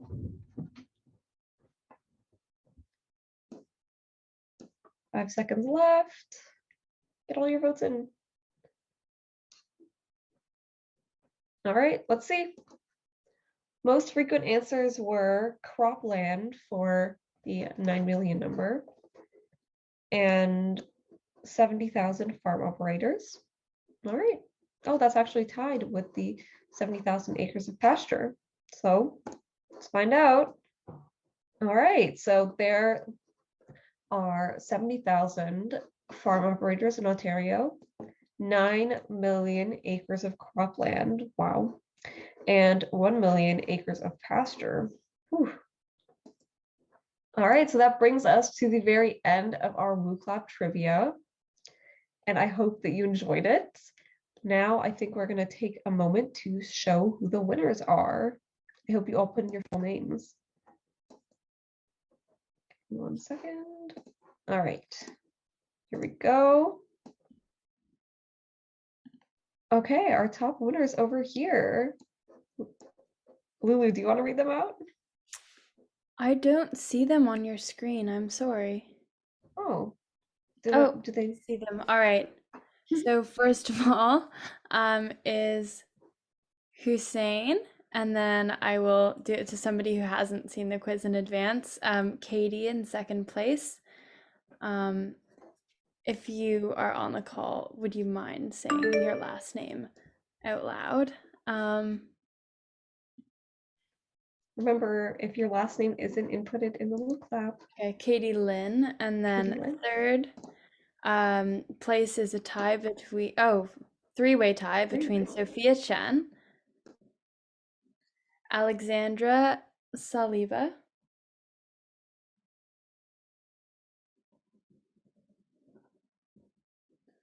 and Andrea He. All right, congratulations to our winners. I've never seen a three-way tie like that before. Wow. Okay, so we thank you for everyone who played as well. And for those of you that did win, expect to hear back soon. And thank you for playing. To the winners, our team will be reaching out to you via email in the next week to confirm your prize delivery details. You all did a wonderful job. And so before we have a short break, we'll be hearing presentations from teams 6, 8, 10, and 12. So good luck to our representatives from each of these teams. We'll stop sharing the slides and let team 6 go ahead.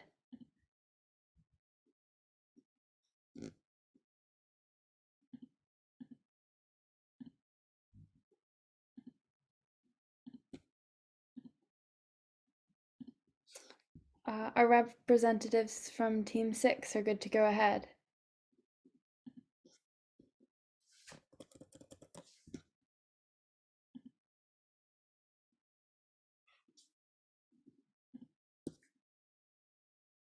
All right, if not, we can hear from Team 8.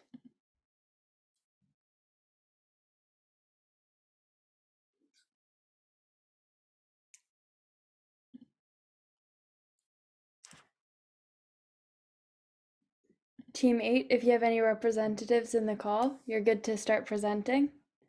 You have 3 minutes. Maybe folks are Hi, having Katie, can you share the Oh, screen? Sorry, one of my team members is supposed to share the screen. Okay, great. Hello, we are Team 8. What tools are used to perceive the world? Senses, of course. We recognize that human senses are important as they collect information about our surroundings, which gets processed by the brain. As such, our main focus of a garden layout was making a sensory garden. From braille labels to wind chimes, reusable and unique planters to LED lights, our garden is full of sensory products. Of course, we didn't forget about the diversity of our community members.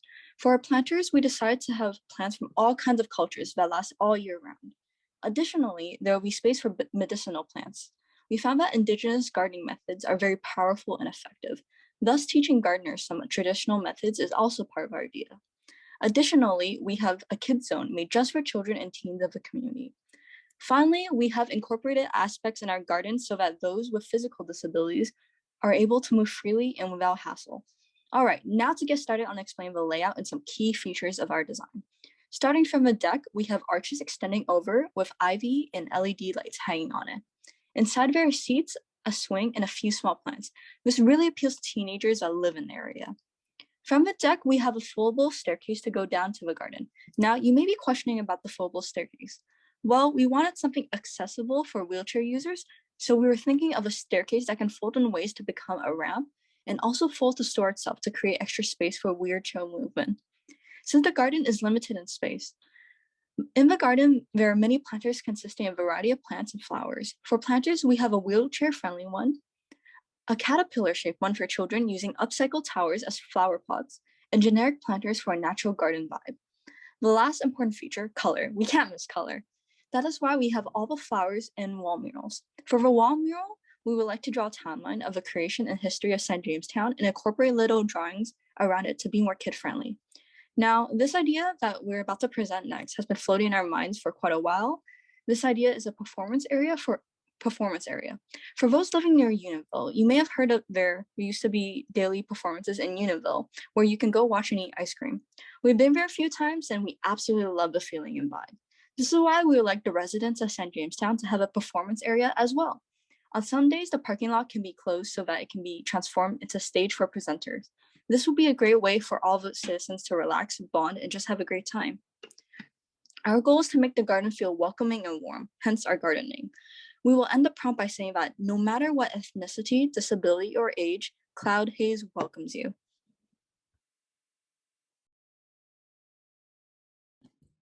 Awesome job. Thank you if your presentation is complete.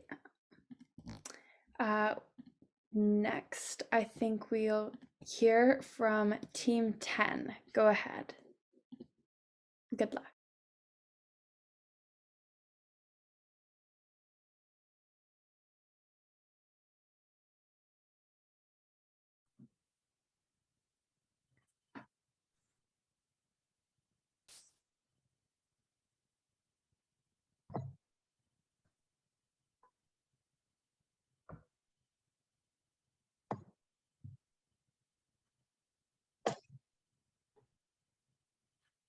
Hey everyone, my name is Kelly.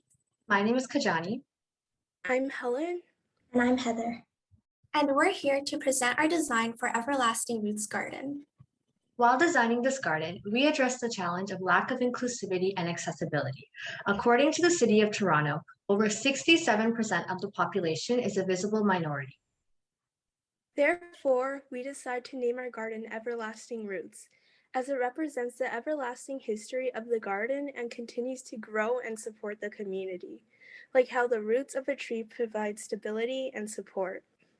We decided to incorporate some inclusive ground murals in the parking lot and welcome the community with a multi-language welcome sign so everyone is represented. We also decided to include a Three Sisters garden. This garden is inspired by the First Nations peoples, as they believe that the three plants, corns, beans, and squash, otherwise known as the Three Sisters, worked together to help each other thrive and survive. Additionally, we decided to include Braille on the signs around the garden so that everyone could be able to witness the refreshing experience that comes with it.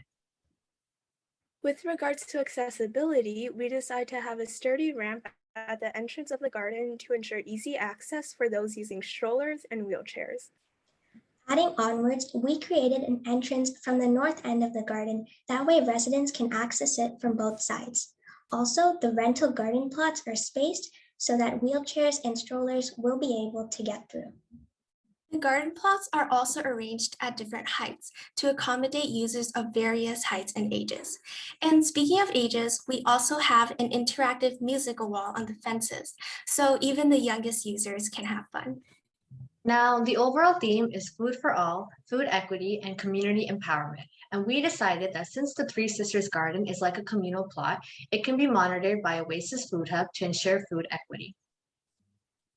For community empowerment, we decide to give youth the opportunity to maintain the bean plant arbor in the spring and summer.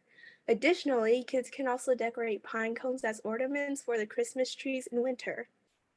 Therefore, we believe that this garden has a potential to empower the community with a sense of togetherness and celebrate its authentic and diverse culture. After all, Everlasting Roots is a garden for growing roots, growing minds.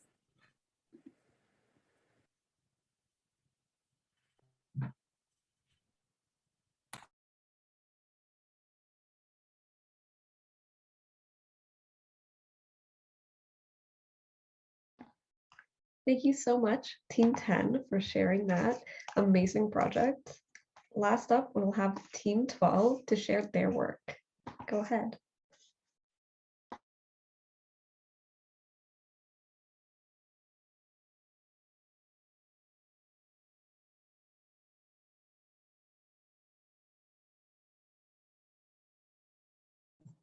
Hi everybody, this is Team 12 and I'll be sharing our concept plan.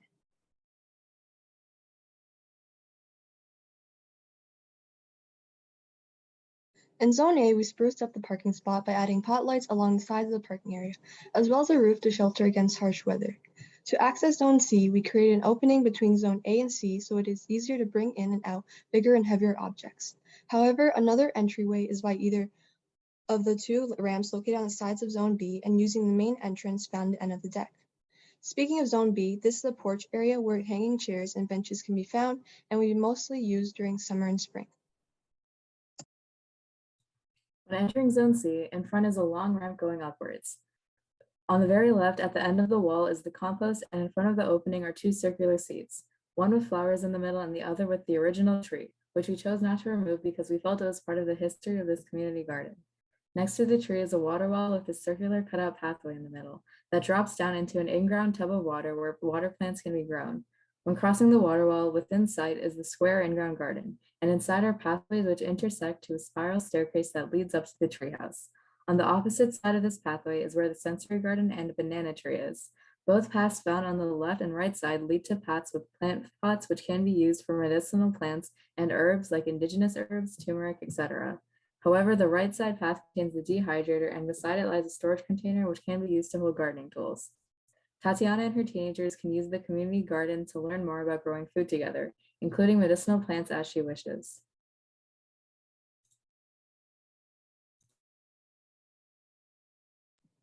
Zone D is the second floor, intended mostly for socializing. It can access either through the ramp or by going up the treehouse and crossing the ramp of the pathway that connects to the lounge area. The lounge area is where users can sit and rest or connect, mainly filled with chairs and tables. Above Zone B is a rooftop patio for more seating and planting. What makes this different from the rest of the garden is that at the end of the patio, there is a long dining table where gatherings can be held. However, it can be also replaced with anything. Lastly, the roof above Zone A has turned into a Victorian garden because we found that Victorian-built houses used to be commonly found throughout St. Jamestown before it became a high-rise community. Fatima's 3 children can use the treehouse and the second floor deck to play in and can also use the community garden to learn. So can Ahmed. For the materials, on the ground floor of design, we're using smooth stone floors to make the mess of the garden easy to clean, and we're using brick walls reminiscent of Victorian-style housing. The ground of the second floor will be dark brown planks with sliding glass doors as walls so that it can be opened for fresh air and warmer weather. The ramp to the second floor is built of perforated metal. The roof of the second floor will be a glass dome, and for lighting, we have strip lights at the base of the walls. Thank you.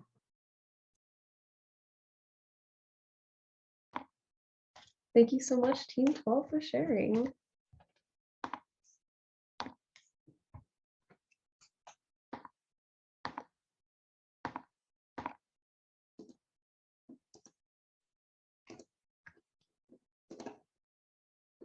Sorry, give me 1 second. Thank you, Team 12. So that was an amazing job from for all the teams who have just presented.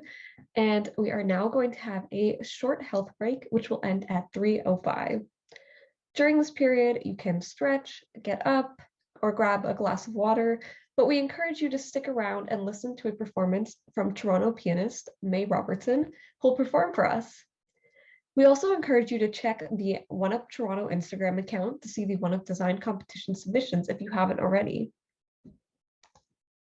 We are probably going to we're going to extend the break to 3:15, recognizing that we've gone a little bit over time on some of our components.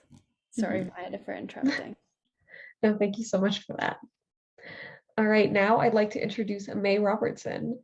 May is a jazz pianist from the Greater Toronto Area. She has experience playing various jazz standards, both playing alone and in ensembles of various sizes. She particularly specializes in playing jazz ballads. She's currently enrolled in the Music and Culture program at the U of T Scarborough campus, where she's taking various courses to improve her playing and music production skills. So take it away, May Robertson, and I will see everyone back at 3:15.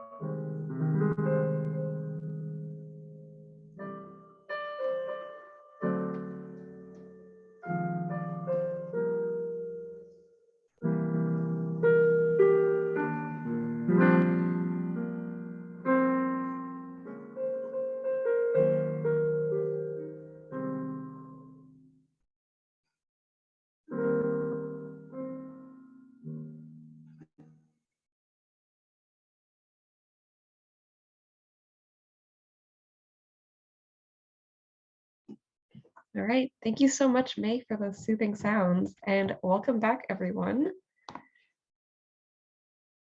So right now we will be hearing from our final three One-Up Design competition teams for their 3-minute speeches. So we'll be starting with Team 13. Take it away.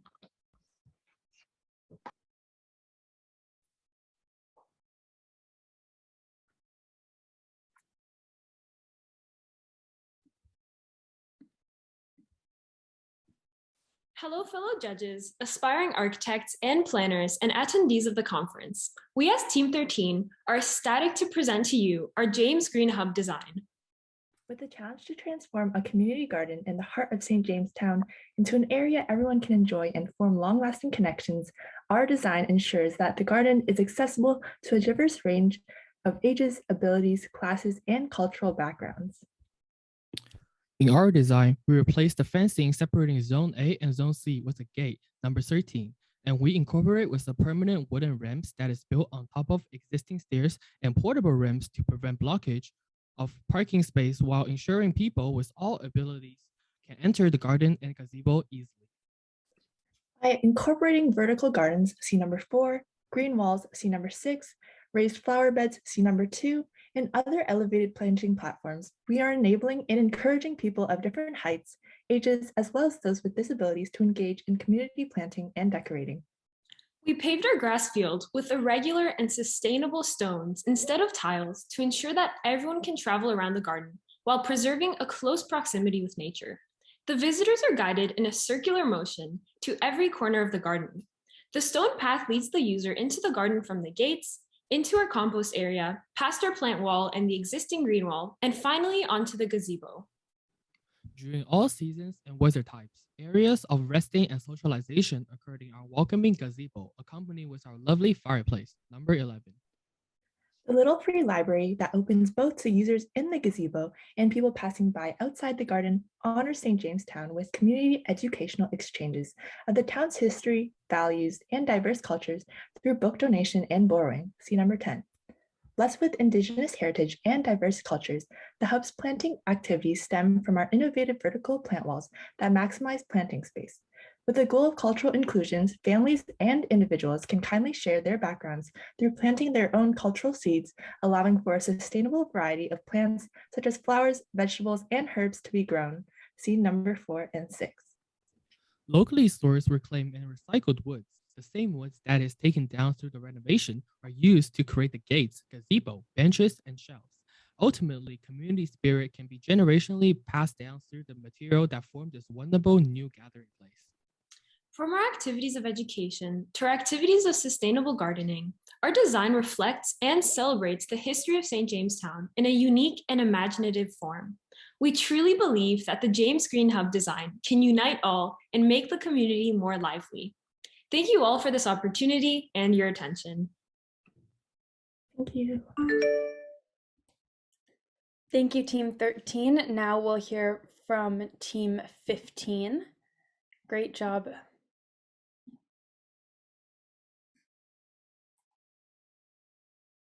Do you guys see the screen? Yes. Okay. I would like to start off our presentation with a question. What is the main purpose? I used to think the site should be designed to produce as much food as possible, but I was wrong. The true goal of the site is to create an environment where a community can thrive and clearly reflect the mission and values of the Oasis program. Why do I think this is the mission? This is the mission of the site because the Oasis program has many initiatives planned and in action to tackle concerns of the St. Jamestown community. These initiatives, such as time banking and volunteering opportunities, require a strong community and trust to thrive, something that this site can provide. A presentation of the Oasis values through microcosms within the site will also raise more awareness to these initiatives. How would our site plan to do this? Through meticulous design, incorporating many elements such as art, atmosphere, and of course, the technical measurements, we are able to create an environment where social, learning, and doing can be found. Perfect ingredients for a community. Atmosphere is carefully considered when designing the garden. The vine walkway divides major sections of our garden. The atmosphere in each section is specifically tailored to an audience.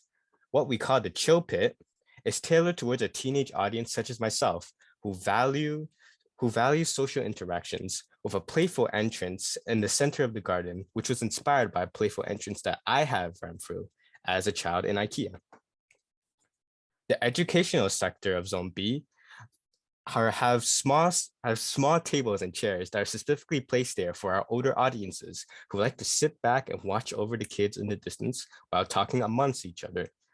The tables are also specifically designed so that if the kids are asked to do an activity, adult parents can easily help their kids because the height of these high chairs and tables makes the workplace easily accessible.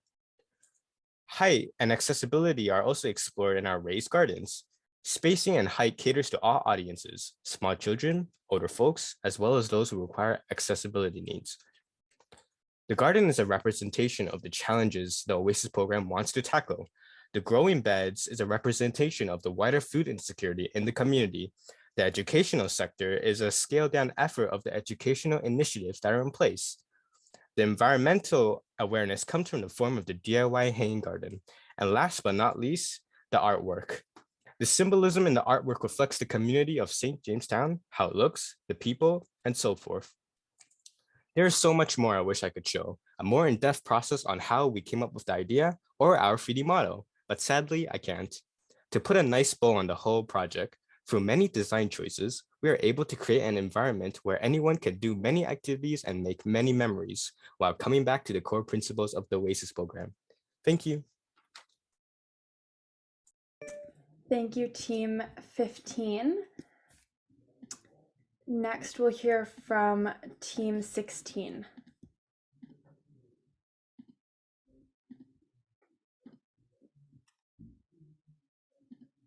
Okay, just give me a moment while I share screen.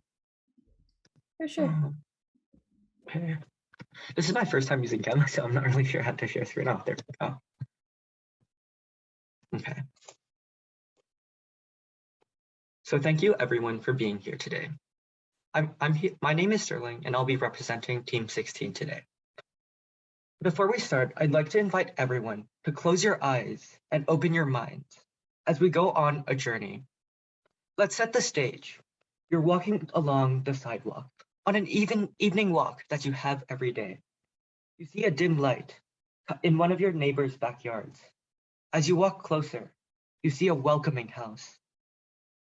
You see 3 pathways, a gate straight into the backyard, a ramp towards a deck, and a series of stairs also leading towards the deck. You've already had a hard days of work, so you warily go through the gate, following an old man who's on his wheelchair. You enter, and you see an aquarium filled with fish. You see children leaning on the glass, mesmerized, watching the fish swimming freely under the glow of the fairy lights. Except that's not an aquarium. That's the aquaponics system that we plan to implement. You move on. You look to the left. There's vine plants and vertical plots filled with tomatoes, cucumbers, peas, and so much more. You look down. There's some freshly cut grass and grass. In this moment, you feel as if you're in a forest, camping. The scent of fresh air, the chatter of adults, the sound of playing children, and the feel of family. But that's not all. That's not all. You look to the right. You walk over. You see a small herb garden. You look inside, and you see a herb that used to grow on the windowsill of your home when you were a child. Memories flow. You think of your parents. You think of your grandparents. You think of your own old home. As you're engulfed in your memories, you're already at the deck. Some of your neighbors of all different races and backgrounds are talking. They talk about a variety of topics. You see a small shelf filled with books, and there's a book that you used to read when you were young in the hands of a young child sitting nearby that shelf. You smile, and you're ready to join in the fun. That is the garden that Team 16 will be bringing you. Thank you.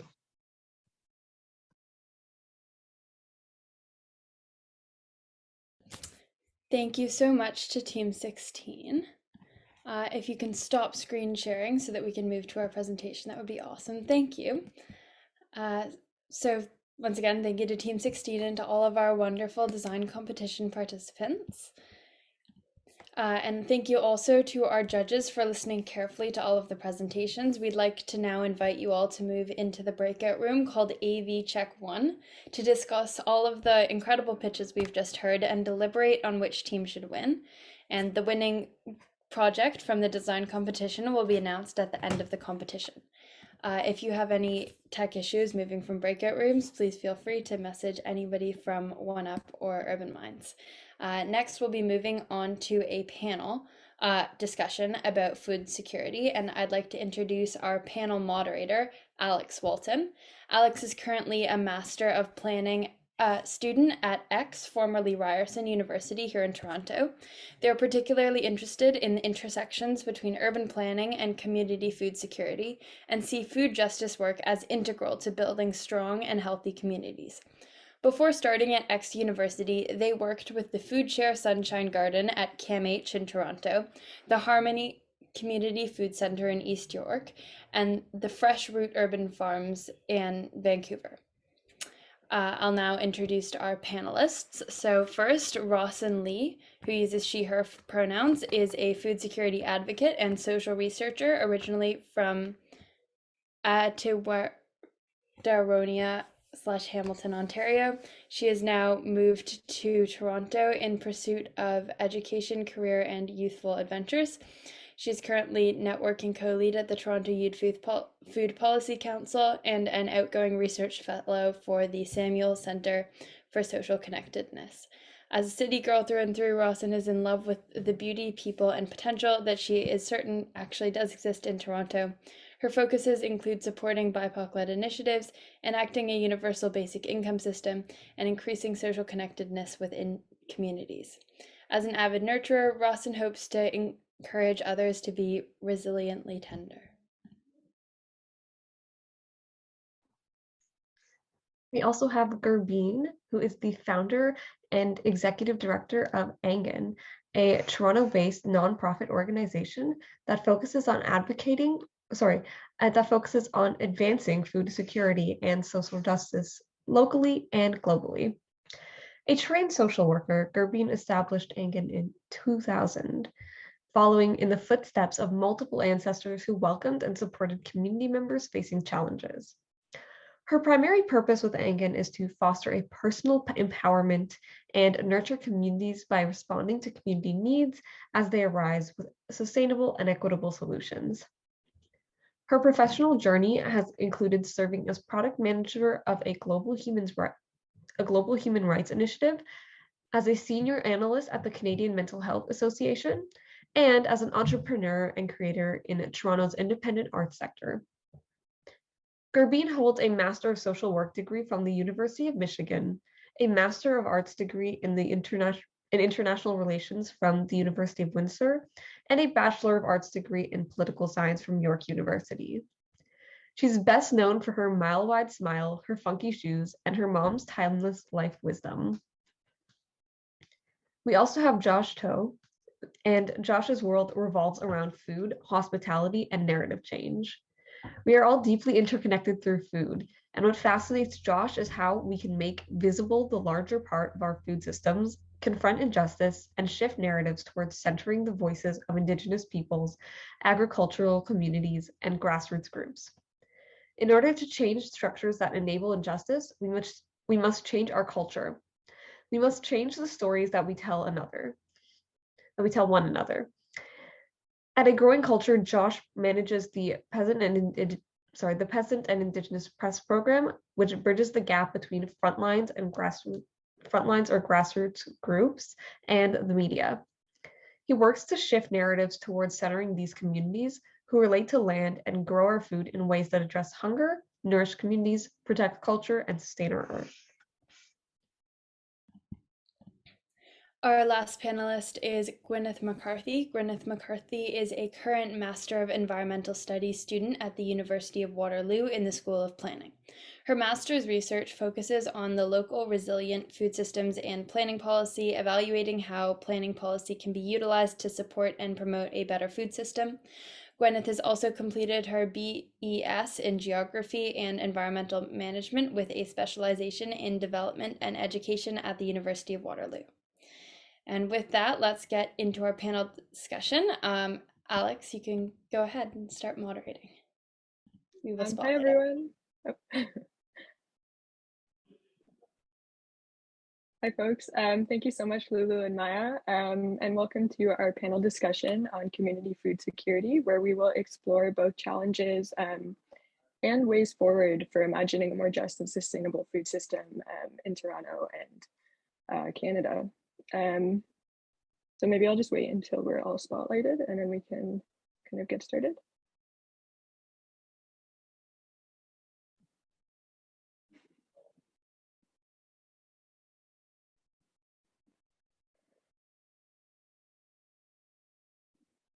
All right, perfect.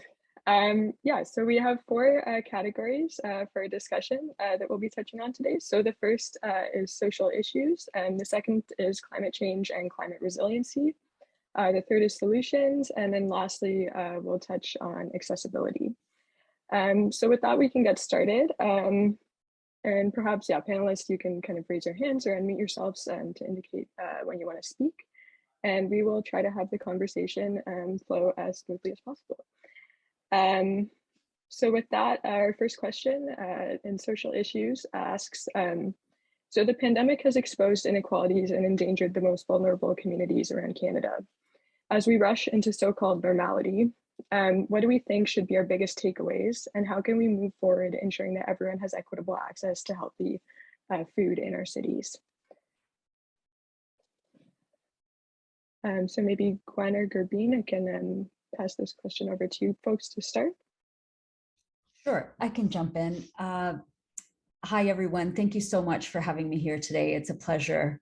And I just caught a tail end of some of your ideas, and they sound beautiful. So amazing. I do want to talk about food security and how it especially impacts people who are already very vulnerable. As someone who's worked in, in social justice and job creation and social work for many, many years, when the pandemic hit, I noticed right away, that places like food banks and organizations like ours, where we work a lot with vulnerable populations, were immediately impacted. So I work with the Parkdale Community Food Bank. I have been on the board for over 8 years, and immediately we had to go to a delivery model because it was not safe for people, especially seniors and others who were, compromised in a health way, to come to the food bank and line up outside. Like, we didn't know how the virus was transmitted. Like, so there was a lot of questions, but we had to get food to people. So how could we get the food to people? We went to a delivery model immediately and really worked on that. And one of the things that we came up with at Ongan is called All Dried Up. It's a dehydrated soup with all you need to do is put boiling water and cover it for 8 minutes, and you've got a nice bowl of soup, which will give you half the nutrition of the day. And we needed to make sure that people had access to real food, and and make it as easy as the tea and toast diet, with which a lot of people lean into. So also part of that is food rescue, right? We work on that because to us, on an ecological front, that's really, really important. So I think, out of the box thinking, continuing to create employment that is well paid will, help to break the cycle of food insecurity as well as poverty. Yeah, I think that's really great, Gerbine. Alex, if you don't mind me jumping in here, I think one of the things that I feel like, Gerbine, your kind of work is getting at is creating that new normal. Because I know a lot of people are, thinking about, I want to get back to how things used to be, when in reality, I don't think we want to do that. It was incredibly unsustainable, unhealthy, and really inequitable. And so, you know, some of the things that my research has found is that these initiatives like Graveen is doing, and then also just kind of really down low, just people doing their own community gardening and stuff like that, just in their backyards. These sort of things provide people at a disadvantage with their own agency. And I think that's a key thing to consider, is that a lot of the time we offer, you know, these handouts and it's like, okay, here's what you get and go forward with it. And it doesn't really provide people with the agency to kind of take a turn and be able to, you know, get themselves back to a place where they're able to support themselves and be more self-sufficient. And I think that's a really important thing to consider when we, you know, try to get to some sort of new normal. So. Yeah, absolutely. Thank you both for those points. I think that the pandemic has certainly highlighted that Band-Aid solutions are not enough and that we need to see more kind of sustainable ways forward. So moving on, does anyone else have anything they want to add to that question? Okay, so coming to our second question. So community gardening is becoming an important strategy for addressing food insecurity and bringing together communities. From your experience, what are the biggest challenges that Toronto needs to overcome to make community gardening a more accessible and sustainable option for everybody? And Rosalind, if you want to take over on that one. Hi, everybody. So as a part of my research during my fellowship last year, I did focus on community gardening and public access to these spaces. And one person who I spoke to said that just getting access to a public community garden, like in a community center or in a park, she was on a wait list for 9 years. And as we know, not everyone can have a balcony or a backyard or even sunlight if you're living in the basement. So access to these spaces are really important. And one thing I wanted to share, because I feel like lessons are best learned through things that happen in life. Way back in the day when I worked at a Scarborough Community Center, we had a big community garden that was in a hydro corridor, which means it's like a big field and you have those big electric power line towers. And that serviced about, I think, 35 to 40 people in the community. Well, one day my boss gets a call and it's just gone. The people are taking it down. We don't know who they are. And when we looked into it, originally the deal for the land was fostered between the City of Toronto and the hydro company. And that year was the year that things were supposed to be set for renewal after about 5 years. My boss was trying to get this renewal done, but the City of Toronto would say, go talk to the hydro people. The hydro people would say, go talk to the City of Toronto people. And then by the time the renewal passed, the hydro people said, well, we don't have a deal, so we're just gonna pave it over.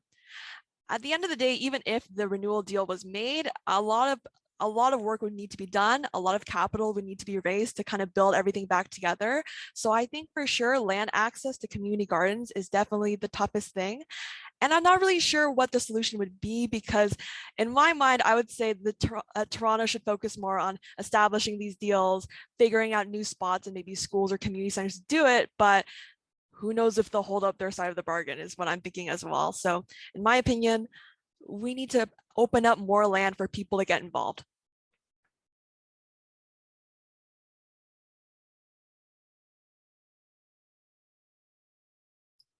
On that note, Ross, and an example that I have looked at in actually coursework that I was doing was the city of Cleveland. They actually had a bunch of different initiatives to use these empty plots of land. A lot of them were vacant and basically government owned, similar to the hydro corridor.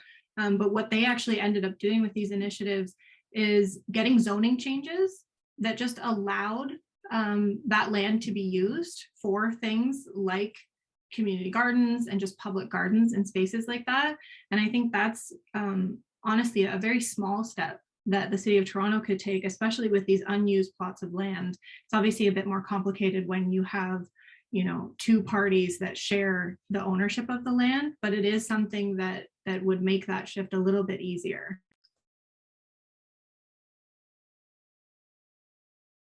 Yeah, go for it, Josh. Thanks so much. It's such a pleasure to be having these crucial dialogues with the brilliant people on this panel, but all the brilliant minds here that are in this space right now. And I think Rosin's, this example that you just described, I think shows just how much it is needed to build collective power in communities, and things shift. You know, it is an uphill battle for a lot of these things because of the inherent imbalance of power that is here. And you know, a company or energy company, whoever has whether it's the legal access or resources or whatever it is to shift to shape the future or the fate of a certain piece of land, or shape the future of communities that they're not part of, really. But this points to me how important it is to have collective solidarity, and how when communities come together to demand that they have the agency to shape their future and to shape their own community, that has the potential. It's not always successful because of the powers that be, but it has as much chance of shifting what will actually happen as possible, because then whoever is on the representative for that ward or city council or the mayor's office, whoever is involved in this struggle, can't deny that this is a community-led issue, right? If 5,000 people of the community, or however many people of the community, show up and say, this is an issue for us, and this is how we want to shape our own food sovereignty, our own food security, then they can't ignore that, right? And that we need more of that collective organizing. Yeah, absolutely. And I think that Food Share, the Flemo Farm initiative just opened in the Hydro Corridor, and I'm hoping that might kind of lend itself as an example to what can kind of come. And I also think that planning certainly plays a role in that. So moving on to our next question, which is about food waste. So it's been calculated that 58% of food waste produced in Canada is lost or wasted at every stage in the food supply chain. So from production to processing and manufacturing to distribution to retail and finally to consumers. Meanwhile, approximately 35% of that food could actually be rescued to support communities across Canada. So I'm just wondering what types of policy reform are needed to stop this waste, and what actions communities can take to have access to food before it actually ends up going to waste. Gurveen, maybe I'll pass this to you to start. Sure, thank you so much. This is a question that's very close to my heart. Food rescue is huge, people, it's huge. There's so much food that we can use that unfortunately is ending up in the landfills. And when I speak to the grocers, you know, that we work with, and I'm like, you know, why can't you, you know, make this so that it, like, even if you send it to us and we can have our catering team put together, that we make meals for the respite shelters, which are, you know, focused on helping people who are experiencing homelessness. We've done that now for 4 years. We've made well over 500,000 meals, maybe closer to 750,000 meals at this point. And I would say every single meal has a component of food rescue in it. Like, that's how much we can use. And we're getting this from maybe 2 or 3 or 4 sources. So imagine the volume out there, right? Like, it just blows your mind to think about it. So there absolutely needs to be policy change. The grocers, unfortunately, are trying to work on it, but I think that their hands are a bit tied. So I think we need, you know, political support around this. And frankly, although the pandemic had a lot of issues, it did shine a light on this. And so, you know, when we speak to our MPs or MPPs or city councilors, we need to talk about food rescue and how to make it more accessible, because in our organization, I cannot tell you the impact that just 4 or 5 different donors have had on our ability to produce meals. Of course, we have to, compensate and buy other foods, but really we're using a lot for in terms of food rescue. So I would say, get on the phone or go down to their offices or send an email and really lobby about this. Food rescue is something that we can do something about. We really can. And it doesn't have to end up in a landfill.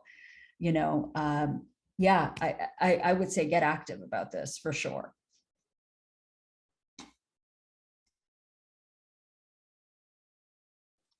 Go for it, Rossin.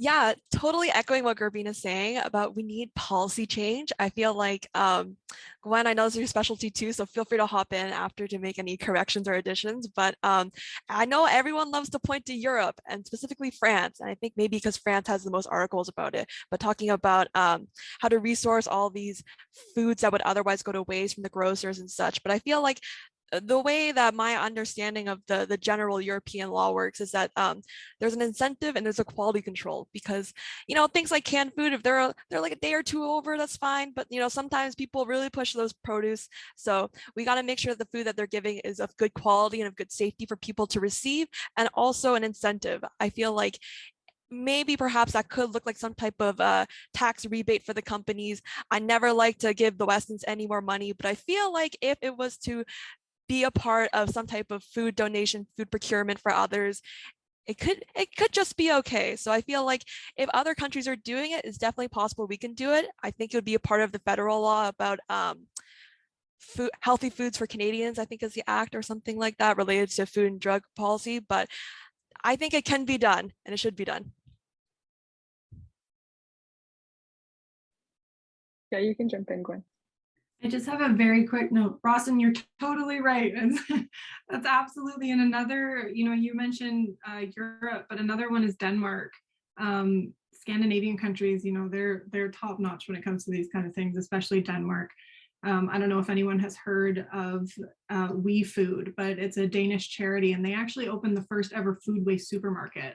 And the first one they opened was in a low income area in Denmark, and it was an amazing case study that they found that it wasn't just people who were low income that used this supermarket. It was actually a lot of higher income people who were being very eco-conscious because of their priorities. And they ended up opening a second one in, a really high-end neighborhood in Denmark.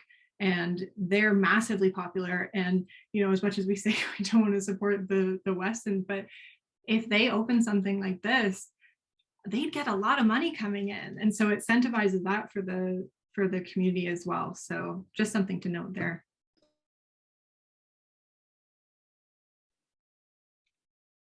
Thank you so much for all of your contributions. So just being mindful of time, we can move into our next section on climate change and resiliency. And I think that it will probably be best to just pull one question from each of the next sections, just since we've got about 10 minutes left. So over the course of the COVID-19 pandemic, organizations and researchers have argued that what we experience will not be comparable to the impacts that climate change will have on marginalized communities. What do you think are immediate actions that the City of Toronto can take to create a food system that is more resilient to climate change? And Garbine, if you want to take that on, or if anyone else has thoughts they want to share. Well, so this is just my 2 cents worth. I mean, there's so much that the city can do on climate change, but just in terms of food, there's like we already said, we need policies around not having food end up in the in the landfills that is viable, that's food that we can use. So I love the idea of We Food. I actually have an idea for us to open what we call Share the Love program, because we get a lot of donations, and we're allowed to accept that up until 6 months, past the expiry date. So I would like us to open a Share the Love store, where people can literally come in and share the love. If you can pay for it, pay for it. If you can't pay for it, just take it. At least it's not ending up in, a landfill. So I think there's a lot we can do. We can have areas like this. We can also change laws. There's a lot of laws around, expiry date this, and where there's things like soy sauce or vinegars like that don't necessarily expire, or they become bad for you. They might be best before. So I think there's a lot of wiggle room around where we can push that and talk about it, so we don't end up dumping everything.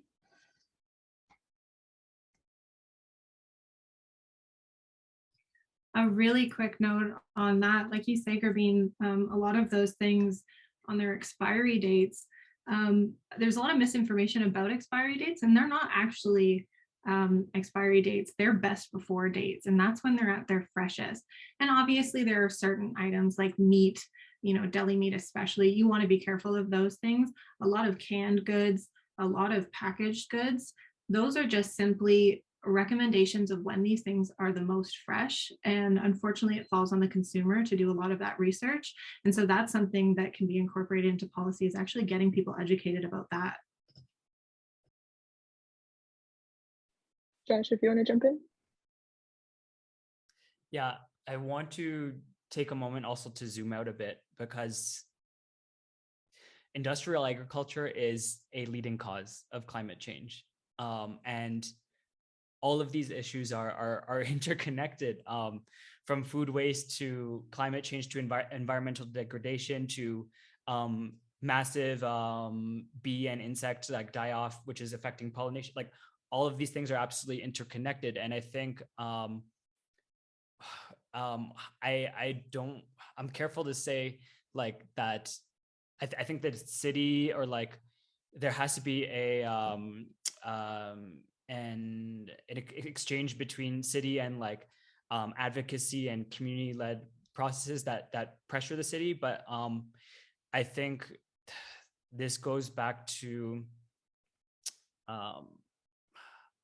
we have to move away from a reliance on industrial agriculture and prioritize as much as possible community-led processes and nourishing communities and create spaces for holistic understanding of our relationships with land. Because the reason why industrial agriculture is the dominant like monocrops, large farms, farm operators, and farmers who even don't have the ability to determine what they grow, and they're subject to the corporations.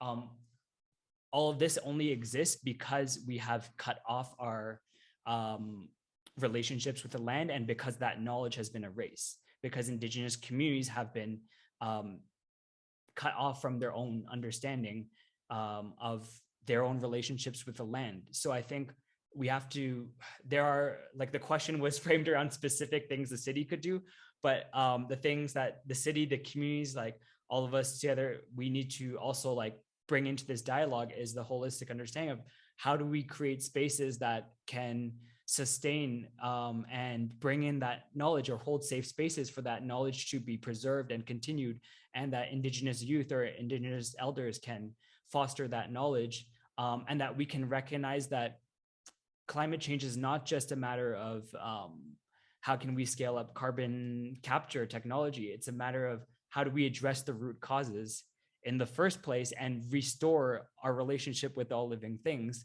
and find the intersectional solutions through that. Like, what could that look like in a city? Like, it doesn't mean like we turn on, like, it may not mean we turn over like all of the city land, because like there's, yes, we have, you know, millions of settlers here, but what are the intersectional solutions? How do we push for those spaces so that we can address the deeper root causes of climate change in the first place? Is one of the ways to look at it.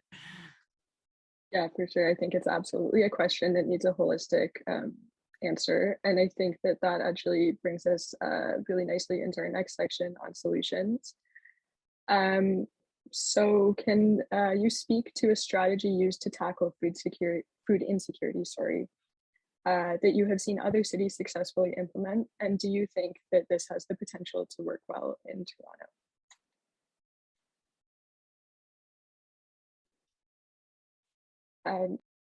Oh, sorry, yeah, go for it, Gwen.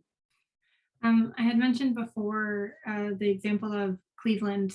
They had a program called Reimagining Cleveland, and it transformed vacant public lots into public spaces for communities. And I think that's a really awesome option for Toronto. As Gurbeen was saying, it's something that has already kind of trickled in with those hydro corridors. And so a big difference, though, was that the city of Cleveland really prioritized this. And even outside of the charities work, the Reimagining Cleveland's work, the city has over 200 community gardens, and it's a really important kind of thing for the community that they really advocated for. And so the city really prioritized it. They altered zoning codes to be accommodating for crop growth, as well as beekeeping and chick keeping. And so, it's a wide variety of things. And so they advocate, pretty heavily for these local food options that are actually from like a ground up point. And it gives, again, that idea of agency to people. They have the ability to, get their own food, contribute to the well-being of the environment by protecting these bees. And it's just a really awesome option that I think that it's really accessible for a lot of people. Yeah, thank you so much for that. So we're coming into the last couple of minutes of this conversation. So I'm gonna just move to our final question. And I think that this actually speaks to what you were just talking about, Gwen. So beyond traditional food banks, how can citizens further create accessible food options within their communities? So for example, community fridges are one example of a mutual aid network that has emerged during the pandemic here in Toronto.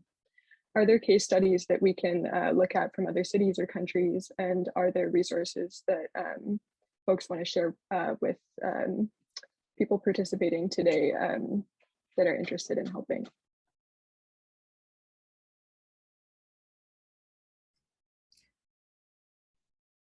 I'm just going to jump in because this is so close to my heart, but I'll take 30 seconds.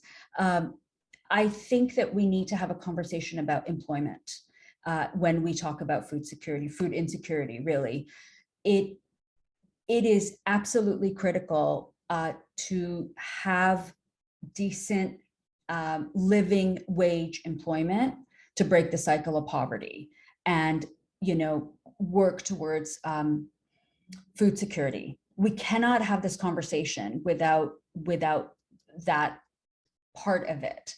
So one of the goals that we have had at Ungan and Lindsay Parson, who's known me for many, many years, knows that for us, the most important thing is not only working on food security and advocating for that, but also to create employment. So all of our soups, that whole kitchen is literally, staffed by youth from Covenant House, who we work with very closely to make sure that, not only is this like part of them getting some training, but actually getting sustainable employment, right? So I think we have to have this conversation. We can't untangle both. So I just have to say that for a second. Yeah, for sure. And then maybe Josh, if you want to kind of wrap up the conversation. For sure. In Brazil, some folks on the panel might know, but Belo Horizonte was a city that was able to virtually eliminate hunger, and it took 2% of the city's budget, 2% of the city's annual budget. And they were able to feed the entire population. There was like a boost in local economy. Families and communities were able to practice and promote agroecological principles, which is a holistic way of managing land. And I think there's a false narrative out there that says we need to double our food production in order to feed a growing population. The truth is that we already produce enough food for at least 10 billion people, which is 2 billion or however many billion more than we have right now. So food or hunger is not a lack of production in the current state of our world right now. Hunger is a lack of access, and addressing that access is, I think, largely a matter of political will. And what that translates to for everyone in this room, whatever positionality we have, is organizing and coming together as communities to push for that political will to happen. Because what's happening right now represents failures of political wills in certain cases. So I would look at that example. I can paste the link in the chat if that's allowed or helpful. But I'd recommend that example as a study. Yeah, thank you for sharing. I was going to add, if I may, there's a rather extraordinary food plan in Vermont that has been going for quite some time. So it has some really good traction, and as a case example. And then there's a food strategy for San Diego and the surrounding areas that's quite brilliant. So yeah, there's a bunch of things that I think can provide really fascinating examples. And then for urban agriculture and the like, I see a lot of things going on in Chicago, New York, Montreal, Vancouver, that are worth looking into. I think the point, and Singapore is way out there in terms of urban agriculture. So just some things for people to think about and look at. Thank you, Josephine. So this kind of wraps up our time for the conversation today.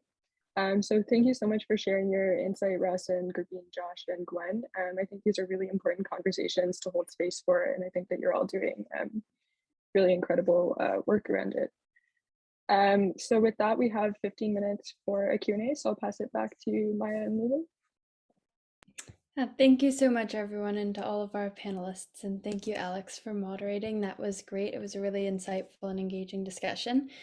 We would love to give our conference participants the opportunity to ask you all questions. So participants, if you have anything to ask, please type it in the chat.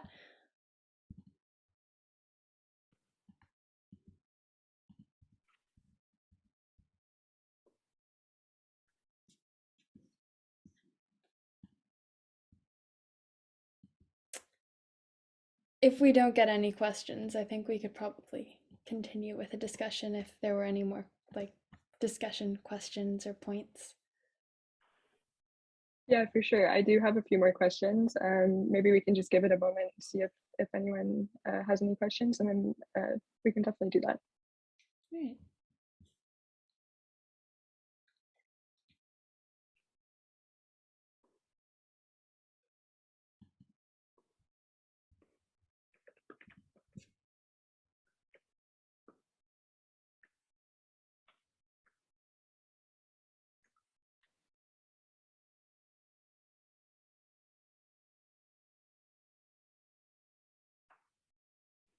So I see that Josephine has just put in the chat the resources or initiatives that they were mentioning.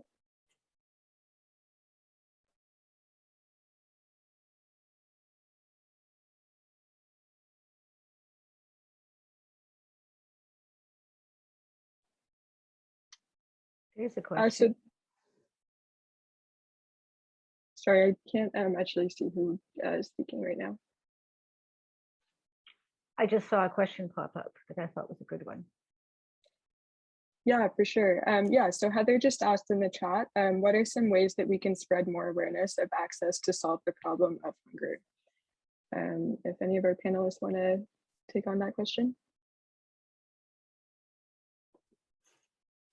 Yeah, maybe I could take a stab at it just to start. I feel like all great things come from people working together. And I've always felt like if you, I don't know, maybe for a lot of these high school students, maybe the next step for them is to go to post-secondary education. And I feel like or even just within your community, or even just within your friends and family. I think it's all about putting yourself out there and letting people know that these are issues that you're passionate about, and seeing maybe if a friend of a friend knows somebody whose cousin works at this community center who can help you, or if you don't have those avenues to at your maybe school or community personal lives, then you can also try to look online too and try to see if there's any initiatives happening in Toronto, happening in, or just on the cybersphere too. I feel like I think people are becoming more connected now than more than ever on social media, and the Canvas subscriptions with the beautiful infographics are always being spread around. So I think it's just a matter of keeping your eyes open, your heart open, and trying to do the best that you can do from your position to learn and get connected. Yeah, thank you so much, Rosa. And then I see, Gwen, that you have your hand up.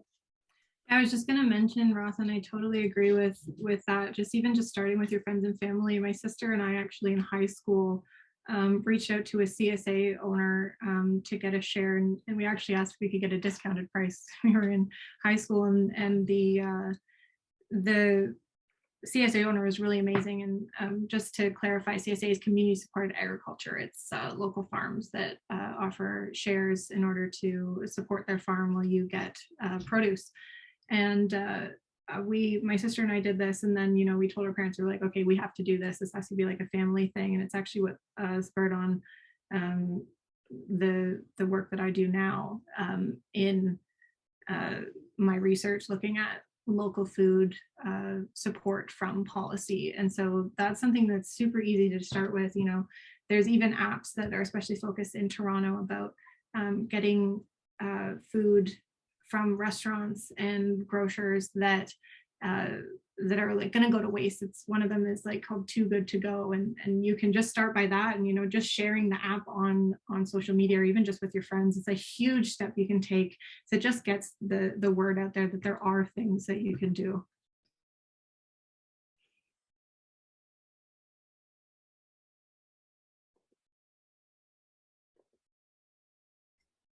I want to jump in on that note. I think it's really important to think about things consciously, really every minute of every day, you have a choice. And to be able to vote with your dollar, to be able to really think about what's local, something that doesn't have to travel a gajillion miles to make it to your plate, what is sustainable, and what are you consuming? Like literally, beyond food, just, and in so many different ways. People that are worried about climate change, I always tell them, are you shopping at thrift shops? Where are you getting your stuff? How often are you grocery shopping? Are you ordering from Amazon? Like every minute of every day, we have a choice to be conscious in our decision making. So if I can just impart one minute, to just take 1 second to think about your choices, and think about, where is this coming from? How is it impacting the planet? Is it helping? And so that's where I always tell people, think about circular economy, think about giving back, think about social enterprise. Of course I have a bias, but that's because I believe in it, and I believe in local purchasing as much as possible. Go to the farmer's market, go to the grocery store down the road as opposed to Walmart, like that kind of balance in one's life. If you don't have the opportunity to grow your own food in the summer, then try to buy it as locally as possible. So that's very impactful, actually, and sharing about that, it can be very impactful. Yeah, absolutely. Thank you, Gurbeen. And I see, Josephine, that you have a question or comment. Yeah, just one of the things that our community has been struggling with, we have, I think, a very holistic and ingenious design for addressing many aspects of the need for food sovereignty and culturally appropriate food. However, just trying to get anything to happen within the zoning and bylaw framework of the city, I find that there's a huge disconnect between the city's stated policies and policy goals, whether it's Black food sovereignty or healthy food or climate change, and the community's abilities to actually bring these things to life and to do the innovations, you're constantly running up against ridiculous, outdated bylaws, zoning codes, et cetera. So, you know, for example, we really want to put a huge aquaponics facility in our neighborhood to help provide fish and plants for 25,000 people. But it's zoned residential, so they won't allow us to use the empty, abandoned underground pools to grow fish and plants. That's ridiculous. Like, do you want to walk your policy talk, or do you want to stick with your old rule book and leave our community hungry? So I think some of the advocacy focus that we really need these days is to push government to adapt its way of functioning and its rule books to update to the kind of innovations that we need to become fully sustainable. Yeah, for sure. Thank you so much. And just by the way, Los Angeles threw out their code book because they realized that they were just in the way of all the kinds of climate adaptations and sustainability adaptations that they needed to make. So they just threw it out and they're starting over. So it's not like it can't be done. Yeah, maybe that's what we need to be thinking about. So I'm seeing we have about 5 minutes left, and there's one more question in the chat. So is there any way to, and sorry, this is Daniel asking this question. Is there any way to provide a cost-free incentive for the entire population to help with solving hunger issues? Yeah, go for it, Rawson. Hi, Daniel. Thank you for your question. I feel like I may be running through a little loophole of your question, but I feel just immediately what I thought of when I read your what you were asking was, yeah, everyone has a stake in the things because, you know, it's not exactly cost free, but I feel like at the end of the day, it's tax season and we all pay our taxes and they all go to somewhere and then they'll do something with it. And I feel like therefore, as a result, we all have a say of where that collective pool of money goes. And it's not to say that something for example, like a new football stadium or like a new highway, like there's all pros and cons to all these things, but you know, public input is definitely a matter of consideration for these things as well. So I feel like that's a good incentive too, is the fact that your money is going somewhere. And ultimately, these will be changes that you can see maybe whether it's in your municipal government, provincial government, or federal government. These are things that will affect you. So you might as well make your tax dollars go towards something that you're passionate about because you can say something about it. Absolutely. And Gwen, if you want to add on to that, please do. Yeah, I just think a really important thing to consider, Daniel, is, you know, as cost for me is a funny thing because, you know, I think what you mean is like monetary costs. And I think a lot of people believe that the population is very moved by, you know, monetary gain. And I think we'd be surprised how many people just have a personal connection to this. And even just, you know, considering the fact that it might be someone you know, it might be one of your friends and you're not even aware that they're in a place of hunger. And so something that works for me and I know that I've shared with other people, it's just a kind of a different way of framing is imagine if it was, you know, your family or if it was someone really close to you. And, you know, it obviously isn't going to work for everyone. You know, obviously a lot of people do have that monetary kind of incentivization needed, but that's also something to consider is these issues are really close to home and there are people who are struggling next door to you or even in your family.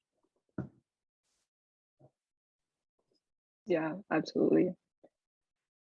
So I think that we're almost out of time and I'm not seeing any more questions in the chat. So I'm wondering if this is a good moment to wrap up our discussion. And again, thank you so much to panelists and everyone who asked questions for participating. And maybe I can pass it. Oh, sorry, is that Graveen? Am I seeing a hand there? I was just saying thank you for inviting and yeah, thank you very much. It was a pleasure to be here. Yeah, for sure. No, thank you for speaking and sharing your insight. Yeah, so I'll pass it back over to the MCs now, and I hope that you have an excellent rest of the conference.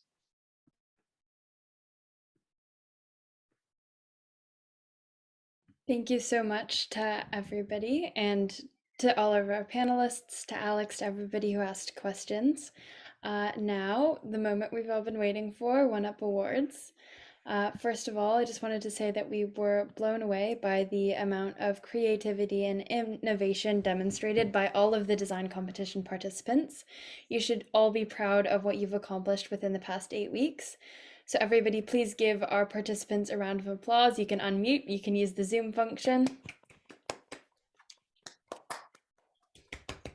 So without further ado, I'd like to welcome our judges to share their comments about all of the team submissions and announce both the People's Choice Awards and the winning team.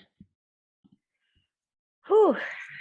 Hey, so yeah, we were just so blown away and inspired by so many creative, thoughtful, brilliant submissions. The designs were beautiful. I think the creative thinking that went into it all was just amazing. You know, some things we'd thought of, lots of things we hadn't. Speaking as the person who inhabits the house next to the garden, yeah, it was really exciting to get all these visions. I was really struck by the variety of efforts around accessibility and the looking at intergenerational engagement. That was a real pleasure to see that. Recognizing and understanding the importance of having a variety of ways of being inclusive of such a diverse community, which, by the way, may well be the most diverse community in the whole world, never mind Toronto. So just good to know. Yeah, it was really tough to choose. Yeah, we went back and forth for a bit because, you know, there was like brilliant ideas that would pop out, like the one built around the movie. It was so clever. You know, the art ideas, the paint walls, the bird house, the bee hotel. It's like, oh my gosh, we want to do all of it. There was also, of course, practicality considerations though, right? Like it's really hard to get the resources and permissions to do things that are really ambitious. So we have to have that balance between what we can actually implement and what we can dream and envision. Some things will be quicker and sooner and easier. Some things might take a few years to work towards. I can't imagine what it would take to put a second floor in the parking lot, although boy, would I ever like that. Yeah, so there was just so much ingenuity that went into it. I was really also like, I love the idea that, you know, our bigger Oasis project has a lot of different features and elements, and the garden could reflect these in a micro scale. I thought that was a very clever concept to put forward. So yeah, you know, so I personally stayed out of the actual scoring. I let the judges do that. So that's why I'm, I guess, partly spokespersoning for the judges at the moment. And what we're going to, I was given some instructions. Yeah, so we're going to present, I think you guys are going to present the People's Choice. Yeah, that's right. So let's move on. Lulu or Maya, if you could move to the next slide. So Josephine, we know which we've seen the results from our People's Choice Award voting, and maybe we can get some drum roll going, virtual drum rolling. And Josephine, when you're ready, feel free to announce our People's Choice Award winners. Yeah. Drum roll, drum roll, drum roll. Yeah, we have to, like, the design that seemed to encompass the most of all the different elements and speak to the heart of the matter and sort of really bring to life the base principles and the dream that this community has around Oasis in this garden. You know, it was tough, but we landed on number 10. We landed on Design Team 10. Yeah, the Everlasting Roots. So yeah, this is the one with the most Instagram likes that were received. So congratulations, Team 10. I really must say though that, we were so impressed by so many of the ideas that we're actually determined to share all of your designs with the community on our website.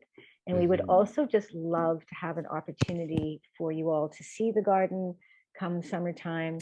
So we're going to be talking to the organizers here about ways in which, or a possibility of organizing some kind of event or a couple of different tours at different times so that you all can actually come and visit this garden. And, it'll take, as I said, a few years to get to the magnificence that many of you envisioned. So you're of course also welcome to volunteer, to visit, to just keep abreast of how the garden continues to evolve. And I would just love to see some of you come and visit, and we could sit around one of the chill spots or the tables that, we think we would love to see had put in place, some of the benches or whatever. Yeah, we'd love to hang out with you guys at some point, and we'll be getting back in touch about that. So you all can actually see the garden that you've been visioning on sometime in the near future.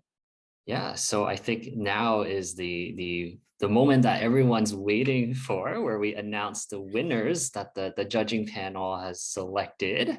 And let's move to the next slide. So the winner is, again, drum roll, Josephine, if you could announce the winner of the competition. Oh. I kind of just did, but anyway, it's Everlasting Roots Garden, the Team 10. We have a double winner here, so congratulations, Team 10. Yeah, so yeah, Josephine, maybe you could share a little bit also from our discussions with the whole judging panel, some honorable mentions, and maybe other judges, if you'd like to come on camera and share, that would be lovely too. Yeah, because there were quite a few teams that did very well, and we had a hard time choosing. Is that right? Yeah. So I mean, I will say that we actually couldn't make an entrance on the north side because that's the neighbor's backyard, but we do in fact intend to have another entrance. So that would be the one thing we could not do out of this design. But we just loved the way it incorporated the Three Sisters Garden, the bees, and a whole bunch of lovely things. Yeah, it covered a lot of different ground, but I'll let other judges speak to things that they were inspired by.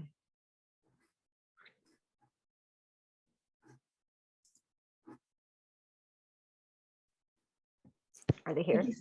Yeah, I can't see, sorry. Maybe just if Maya, Lulu, if you could remove the spotlight for just a second. The spotlight or the screen share? Or both. Oh.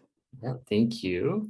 So yeah, maybe if we could have the judges just turn on your camera for a moment and share with us any sort of any other remarks or honorable mentions that you'd like to share with our participants today. I guess I'll go. So hi, I'm Cynthia. Yeah, thank you everyone for all of your hard work. Like, you can really tell how much time, effort, and collaboration that you guys have put together to make these presentations. I really, really appreciated everyone's presentation in terms of like storytelling, right? Walking the design together and sharing all of your creativity.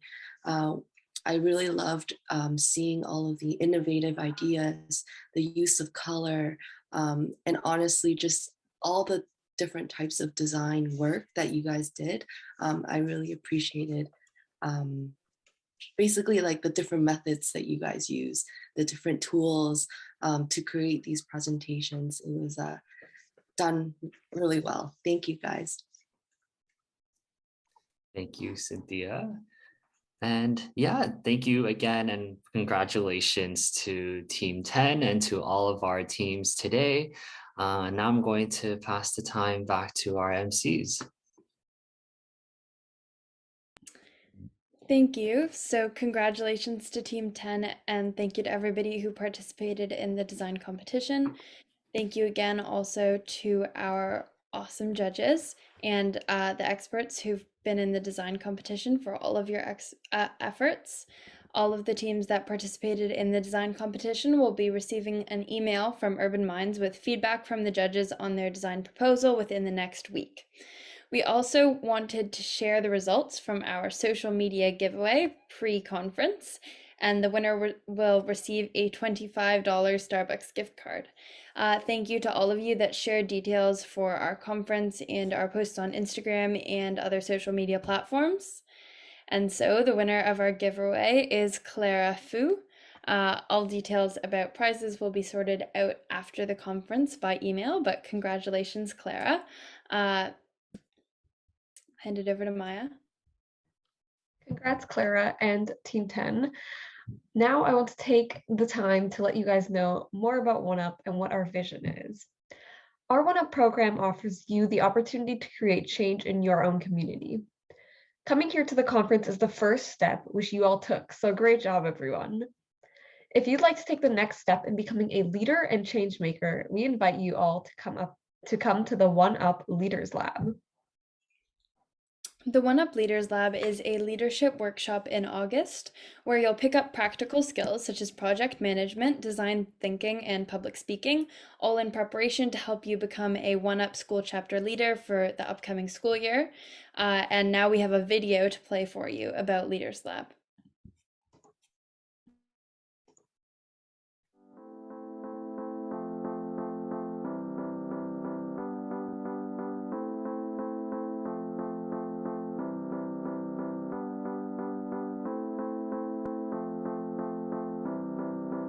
So my first experience with OneUp was actually their first summer program. For 6 weeks, we got to design and build our own project, which we got to have in public and have real people give us feedback and use our projects.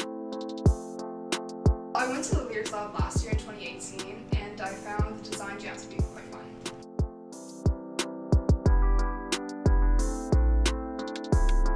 I really wanted to become an executive and then the president of OneUp because I felt that it would give me the opportunity not only to be a part of something of urban design, but also to bring that experience and bring those opportunities to other people my age. After meeting the people from the Leaders Lab, I thought that OneUp Toronto was a great organization to be a part of, so that kind of pushed me to join the exec team this year.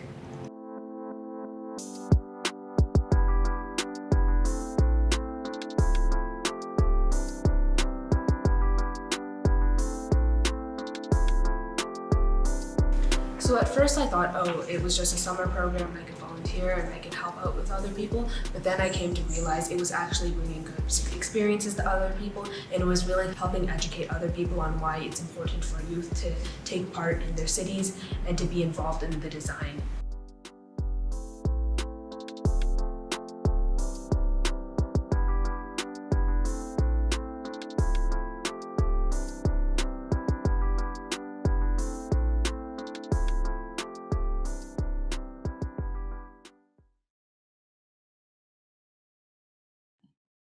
So after Leaders Lab, our OneUp school chapter leaders lead clubs at their schools that use resources from OneUp in order to learn themselves and also teach other students about urban design and urban planning.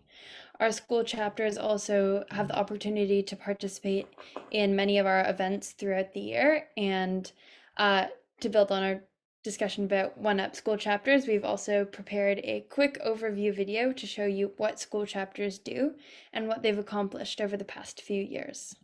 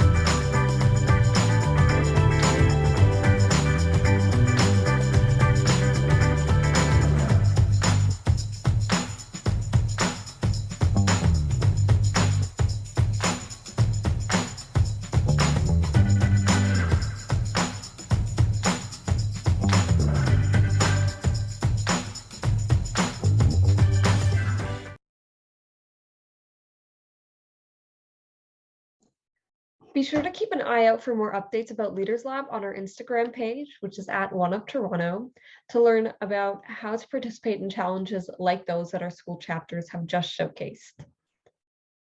We are also recruiting new members and volunteers for the OneUp Toronto team. We're looking for talented, energetic, and committed people like you to continue running this great program. The following positions are, as shown on the screen, are available for you to apply for.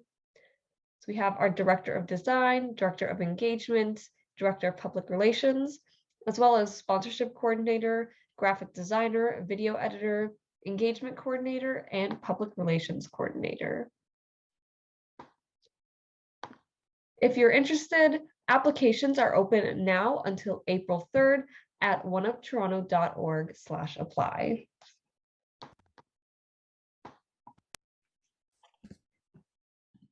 You can also join our Discord server for updates on OneUp at the link, which will be posted in the chat. Also, we've partnered with RUA Planner for this event, as we announced at the beginning. So I'd like to invite Lindsay from RUA Planner to share about RUA Planner a bit more. Hi again, everyone. So thanks for a great conference. As I mentioned earlier today, a main goal of RUA Planner is connecting high school students with professional planners and planning graduate students to talk about the importance of planning in their communities. So this is done by us coming into high schools and running different hands-on workshops throughout the day. So we won't be holding any sessions this year as we're still moving past COVID. However, if you're interested in participating or having us come to your school next year and run a session, please reach out to us either on social media or at RUA Planner. And we can get the ball rolling on developing a tailored and place-based program for you and your community. So we look forward to hearing from you. Thanks.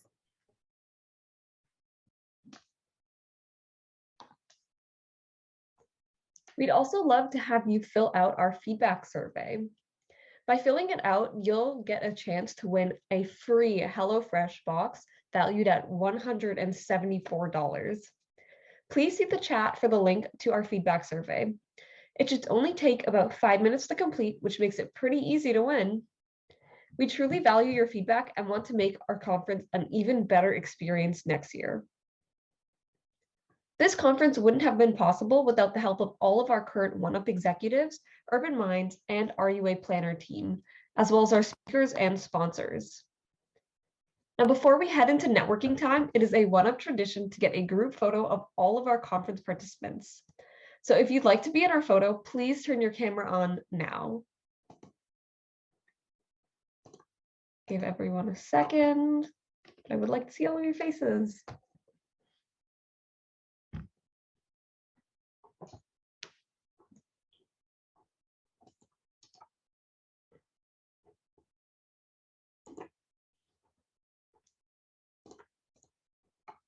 All right.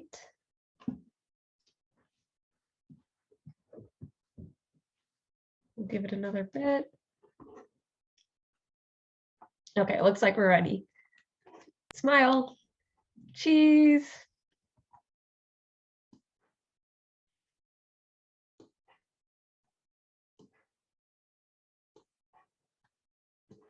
Okay. I just took a lot of pictures. That's great. I think you guys all look so good. Awesome. So to attempt to provide some of the unique features of an in-person conference in this online platform, we do want to try to provide a networking opportunity for all of the participants. So we have planned a networking session for all of you to participate in with our panelists and our judges, the OneUp team, Urban Minds, and the RUA Planner team. And so we'll open up 4 different breakout rooms. So the first one is going to be food systems, where you can ask our panelists and judges more follow-up questions about food systems and social justice. The second one is career paths in architecture and engineering, where you can talk to Angela and Juan from Urban Minds about their journeys as professionals in these fields. Third, career paths in urban planning, where you can chat with Lindsay and Andrew from the RUA Planner team about different career options. And fourth, undergrad experience in urban planning, where Jennifer and Cynthia from Urban Minds will share their experience as urban planning students in university. Also, if you have any questions about any of our programs or our events like exec applications or Leaders Lab, feel free to stay in the main room and chat with the OneUp and Urban Minds teams. And thank you all so much for attending our conference. We hope that you've had a great time with us. Make sure to keep an eye out at the OneUp Toronto Instagram for more updates, and we encourage all of you to go follow our social media.